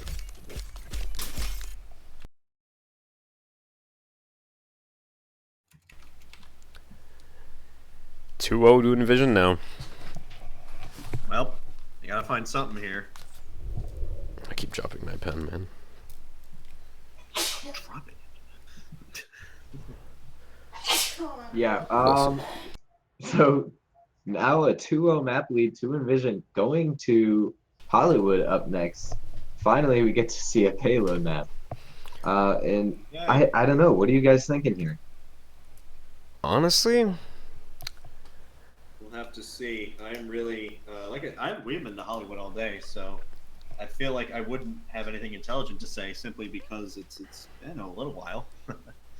yeah, I mean, I really like Envision. They're an extremely strong team, and I think they'll have the advantage. But just for the sake of fairness, I want to say that Vice might have the advantage. Envision's been running, so on these King of the Hill maps, Envision's been running a lot of triple DPS, and as good as that is, on payloads, after you capture the first point, triple DPS isn't the strongest unless the other team just really can't get it together. They can't deathball well enough, or they just can't find the picks, and Weiss might have a problem with that with McGravy on that Tracer. He's doing massive amounts of work, and I don't know. How do you deal with McGravy's Tracer and Sanie's Pharah at the same time? Like, I don't get it. What do you guys think? What are your picks for this map? Zany's Pharah, that's a really good point. Zany's Pharah is just nutso right now. But I really think that Envision is just proving themselves to be on another level right now. I just... I'm sorry, I'm looking at chat a bit too much. But on Hollywood here, this is a map that's really heavily... why can't I talk? It's really heavily skewed towards teams that are more coordinated. So we'll see if Envision can back up their frags with some coordination. They were playing pretty well on Volskaya, but Volskaya is also a pretty frag-heavy map too. So we'll see how this works out. Yeah. What about you, Puffer? What do you think? Hey, Hollywood is that it can be it's a little bit more forgiving than maybe another hybrid like Numbani for the defenders. That is because it's one of the few payload maps where the defenders do get a spawn for that first leg or the streets or whatever you want to call it. A lot of times, like Numbani, it's just one spawn for the defenders afterwards. So it's really the spawn advantage is slightly less of an advantage for both teams, whether the payload is. So it's really a very calmer, like a calmer map, if you want to say. Like it's not as like do or die as certain choke points are. Like that last choke point on King's Row or that last choke point on Numbani. Well, not really Numbani, but the King's Row one for sure. You know what I'm saying? It's a little bit more forgiving to both teams, really. Yeah. It's going to be... Hollywood's interesting because the defense can set up in streets, and I don't know. It could be a good Vice hold. It could be a good Envision hold. I don't know what they're going to pull out. We have seen normal comps come out of both of the teams. They don't only play dive. They do sometimes play triple tank. Interested to see what they're going to go with first. But I'm sure that once they hit streets phase, it's either going to be do or dive. You know what I mean? That's right. Dive takes so much coordination, and we've seen it. A lot of teams this tournament have pulled it off. It's been great. Yeah, it's unarguably pretty strong, but what you can do is deathball against it. with a good soldier set up on Cafe. I'm interested to see if Hops can really hold it, or a Samurai on that soldier, matter of fact, because he is pretty damn good on that. So we will be going to Hollywood for the third match in this series. It is currently 2-0 to the side of Envision, and I will be putting that up right now. Do I see a Torb Torn? I do see a Torb Torn. Yeah, Torb is pretty meta on Yeah. on Hollywood right now, and they're actually going to be running the OP Torbrissa strat, or, well, you know, people are calling it OP. For the attacking side, we are going to see, well, so far we're going to see that 3 DPS, but with Fozix on Sombra and Coffee on Rhine, I'm not entirely sure how it's going to end up rounding out here. Yeah, I think that might be what we're going for. Orisa Barrier plus Torb Turret equal very good, you know? I've seen it done plenty of times.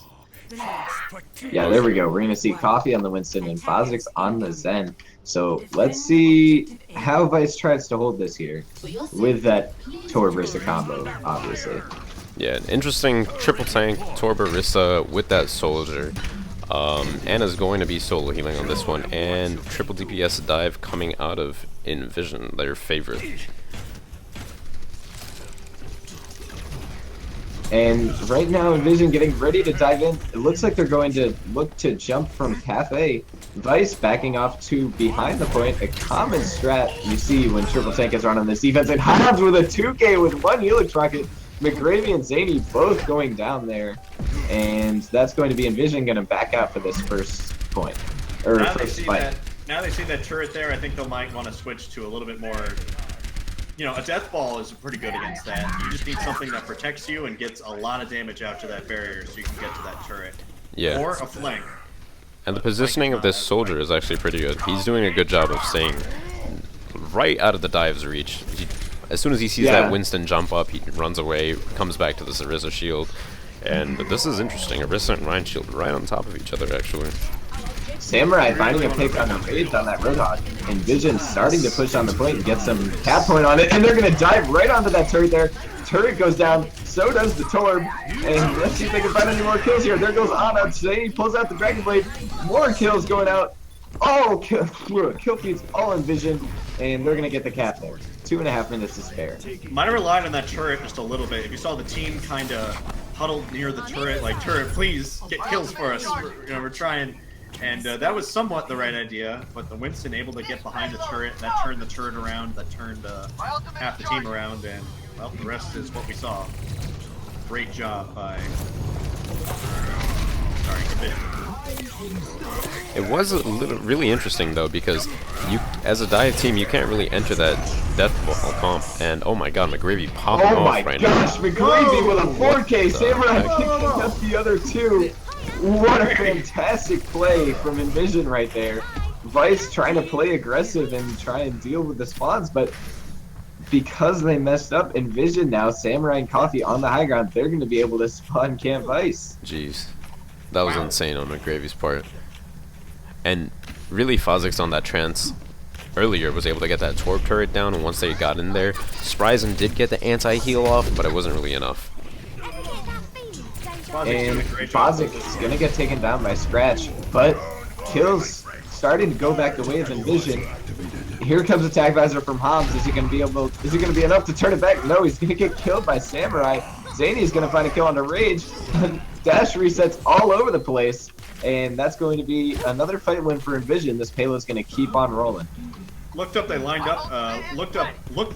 up for Senny, eh? He was getting those dash resets like, that was crazy. 3 in a row almost. Yeah. And they're going to try and hold, Vice is going to try and come out and contest this payload. They have Earthshatter at the ready. Here it comes. Pulse Bomb coming out, Sound Barrier coming out, Dragon Blade, both sides, Sure Story with a 2K, and at the end, oh my god, settles and Vice wins the fight. Fozix just one ult fired on that Genji and got him down. Wow. That was almost like he wrote it, you know? It almost looked like he was waiting for him. I think that was right place, right time, though. Cool by Fozix. Good stuff. And Envision is going to have basically 3 ults. Samurai with that Attack Visor coming up in any second now. Spryzen in a pretty good spot on this Ana. Zany popped the Dragon Blade, didn't know where he was, couldn't find that kill. Able to find a kill with the Dragon Blade, and the second kill just as it ends. Samurai gonna find 3 with his tag visor, and that's all they need. Spryzen gonna go down very late, and that's gonna be the second checkpoint going down. Phosic's great transcendence. Perfect timing. I saw so many health bars on the side of Vision were like probably critical. And he was able to do some great work right there. That's just Zenyatta 101. When your team has no health, you transcend it. Yeah, So he did that. they were trying to get a stretch for time as much as they could, and Envision's actually going to be trying to push up top here. We saw EG do this in last week's tournament, and extremely effective, especially with that dive comp. Phosic's gonna get caught out on the Zen. Very low mobility, large hitbox, going to get taken down. Fire gonna get taken down by Shirashoi. There goes Coffee. Shirishoi's gonna go down late to McGravy, but overall Vice able to stabilize here. Samurai just gonna stand there, let himself die, and good fight win for Vice. They needed to stabilize that. Yeah, Vice is finally going to be able to set up again now with that triple tank comp. It's going to be interesting to see how they plan on holding this here. They do have damage coming out from Soldier 76 and Roadhog, but it's going to be kind of hard to deal with this Coffee yielding in the back right now. If you saw him, he went up onto the high ground, realized that Spryzen backed up for him, that forced him to jump back down. Yeah, we actually saw Hobbs jumping over the back with a nano visor. Spryzen finding a 2K on the DPS Ana. Samurai pops attack visor from behind them on the high ground, but Shirashoi turns that shield around and Hobbs is able to take him down. And that's going to be another fight win from Vice. Only about 2 minutes to push to the end for Envision right here. I think that nano visor with Samurai would have worked great if it was a little bit earlier in that team fight. But by the time that he got the nano visor off, most of the team fight was done. So most of Vice, was just kind of sitting there, off the team fight, and Shirashoi easily pulling that shield out of the rocket. I would like to see it when the chaos is going on. Yeah, Shirashoi is going to have that ult right now, and so it's going to be interesting to see when he decides to shatter. Trying to finish off that shield. There you go. But he's gonna pop it anyway. Yeah, we're gonna see a shatter coming down. We're gonna see a sound barrier. Why do I keep doing that? McGravy and Zany finding the kills on Diva and Zarya in the street space here. Or, not in the streets, but as they're trying to keep this payload moving and it's pushing to the end, I don't think anybody is going to be able to get out here. They're going to be able to contest it. And it's coming back and forth. Vice trying to push onto this payload, but not finding any kills at all here. Envision playing really well. Zany with a 2K on the Diva right there. Nano Boost comes out onto Shirashoi, but nobody's near him. He's not going to be able to find the hammer he needs. Get in there. And Nano comes out onto McGravy now on that Zarya. There goes the self-destruct, and they're going to cap 50 seconds to spare. Nice job there by Envision. They do swap to that triple tank. An extremely effective comp, actually. That Diva is totally shutting down the damage on the other team coming out from Soldier 76. Great work by Phosix, realizing that Zen maybe not obviously the best idea for. They brought out the triple tank, right? Yeah. Mm-hmm. And so his grenades are just as much on point as his orbs were when he was on Zen, showing us that he really understands support in general. It's work. Does look like Envision on that defense is going to be running a triple tank. And yeah, pretty standard triple tank with that Roadhog to counter any flankers that may be coming up there. One thing I do want to comment on definitely is Wolf on Lucio. He's doing a great job of repositioning his teammates, and honestly, like, it was interesting to see. I don't play a lot of Lucio, let me just put that out there, so I don't know what a lot of Lucio gameplay looks like. His movement looks nutty to me. I don't know if that's standard for nutty Lucios, but Fire and Wolf are in a class of their own when it comes to Lucios. That's right. They're both very, like I said, Fire back on that whole Skya. Usually a DPS Lucio, but he had to be more of that support Lucio when he was solo healing, and he did a great job at it. I think it's the same thing for Wolf. He hasn't had to solo heal yet, unless they pull this comp. But, Wolf, again, a little bit of everything. He likes to heal. I think he's getting quite a few of offensive assists. Or at least it seems like it, when Vice is doing their stuff. But yeah, you're right. He's Lucios doing their job. It's good stuff coming up from both of them, and I don't know if they're trolling the casters. 4 DPS, 3 DPS dive, a pretty standard dive coming out from the side of Vice. It's actually going to be the same exact comp that Envision ran against a triple tank, except not Orisa and Torbjorn this time. Yeah, we'll see how it works out for them. I'm looking forward to seeing Zany's hooks here on the Roadhog. And of course, just as I say that, he's going to whiff a hook entirely. And that's going to allow Vice's dive to get on top of the high ground here, which is where most teams look to dive from. Coffee, however, going to find a kill on the Rage as Envision goes up to the high ground to try and contest them there. Going to find another kill on the Scratch. Coffee's Reinhardt playing really well here. And Zany gonna find a hook on the share, so he's gonna get charged shortly after. Another great shot call by Envision, realizing that Cine whiffed his hook right there. So they say, all right, the whiff the hook, let's try and get a pick another way. So they all speed up the steps and get Soldier, who was kind of hiding in that, not the back line, but sorry, to the left of the connection. Great work. We're gonna see Envision trying to, not Envision, we're gonna see Vice trying to push in again here. Lots of damage going down onto Samurai in the back, and we're going to see Shershoi diving into Cafe, but Kha'Zix just rotates back around. No damage going out onto him yet. This dive comp is having a lot of trouble finding those healers. They're always in different spots. That's a sign of great Just as I said that, Kha'Zix's gonna go down. Nice hook, but Scratch somehow doesn't die. Sadie actually gonna go down there. Some nice burst focus from this dive. Shershoi popping a Primal Rage, gonna find 2 kills off of that. Transcendence also coming out. And Attack Visor. Lots of ults used by this Vice offense, but they're able to cap the point here. Yeah, Coffee on that Rhine, he actually did a great job of moving upstairs. And when he went up those stairs, he caught Soldier so out of position. It's not that Soldier was out of position, it's that Coffee was flanking as Reinhardt. It worked out for him. He got that Soldier, he got that Genji, and as long as they did hold that, the triple DPS dive does prevail once again. And it actually looks like it's going to be triple DPS dive versus triple DPS dive. Same exact combo Yeah, we're coming up seeing from both Envision sides. switching to a triple DPS defensive dive. And I have full faith in them as McGravy finds a 2K and Samurai finds a third with his Nanovisor.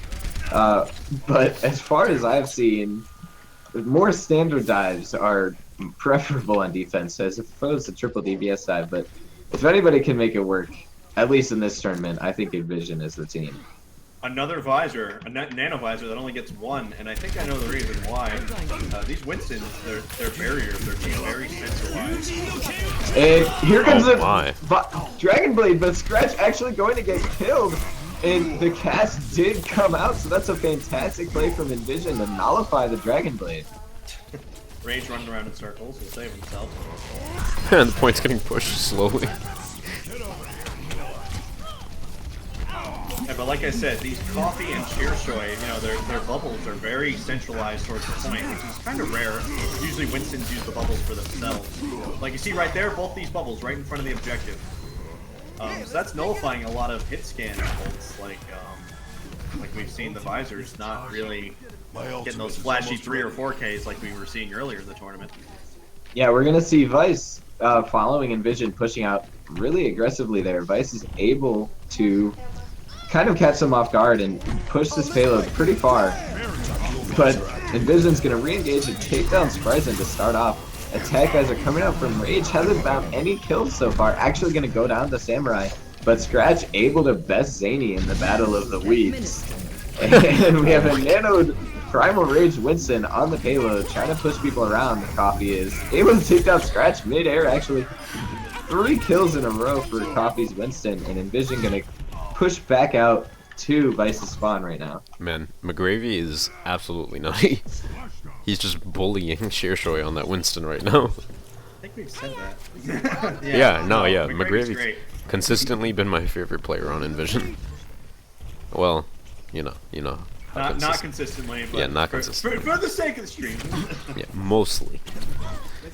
No, he's great. I definitely agree with you. And we're going to see Dragon Blades coming out from both sides. One side uses Transcendence, the other side going to use a sound barrier. neither Dragon Blade going to get many kills because of it, but Samurai and McGravy also popping their ults. They're going to find some kills off of that. But kills going back and forth both ways, mostly in favor of Envision, and we see that coming out here on the payload as well as Envision pushing Vice away. Late death right there on Hobbs.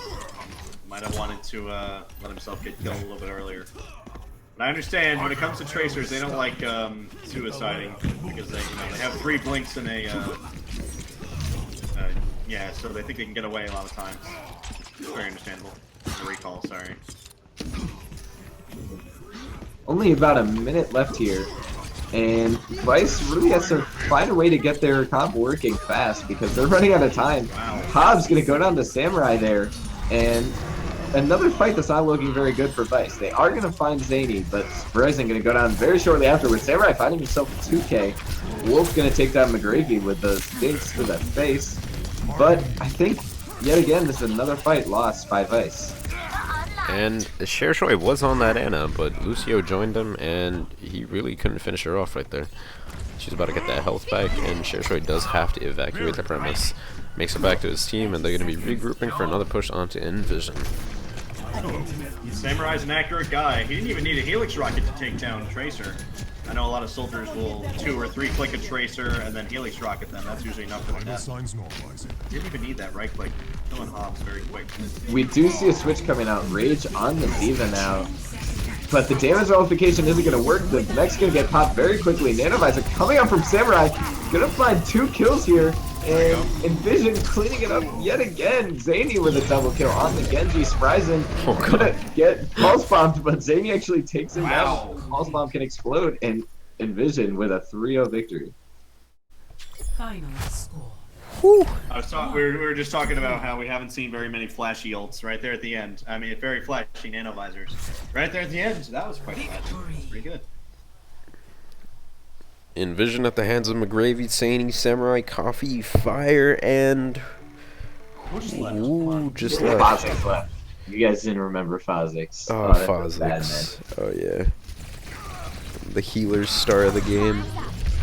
Oh, damn. Nice. This is just a fantastic play from McGravy here. Thanks. That was He like the most responded. obvious. Thanks, Cool J. That was like the most obvious freaking... Alright. So Envision taking that.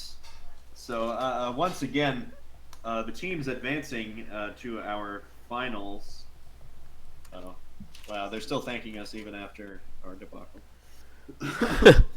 The third and final week of qualifiers, we have Envision, Ego Check, Vice, and Rocket Esports moving on. They will be meeting some other talented teams that have already qualified in week 1 or 2, such as Toronto Esports, Sin Eaters, and Evil Geniuses, to name a few. So it's exciting. We got a real stacked 12 right there. That's going to be an interesting tournament. And it's happening next Saturday, May 20th, all made possible not in part by, but entirely due Almost to entirely, yeah. almost entirely, like 90%, Haste. Haste is a great software that will help you achieve gaming nirvana.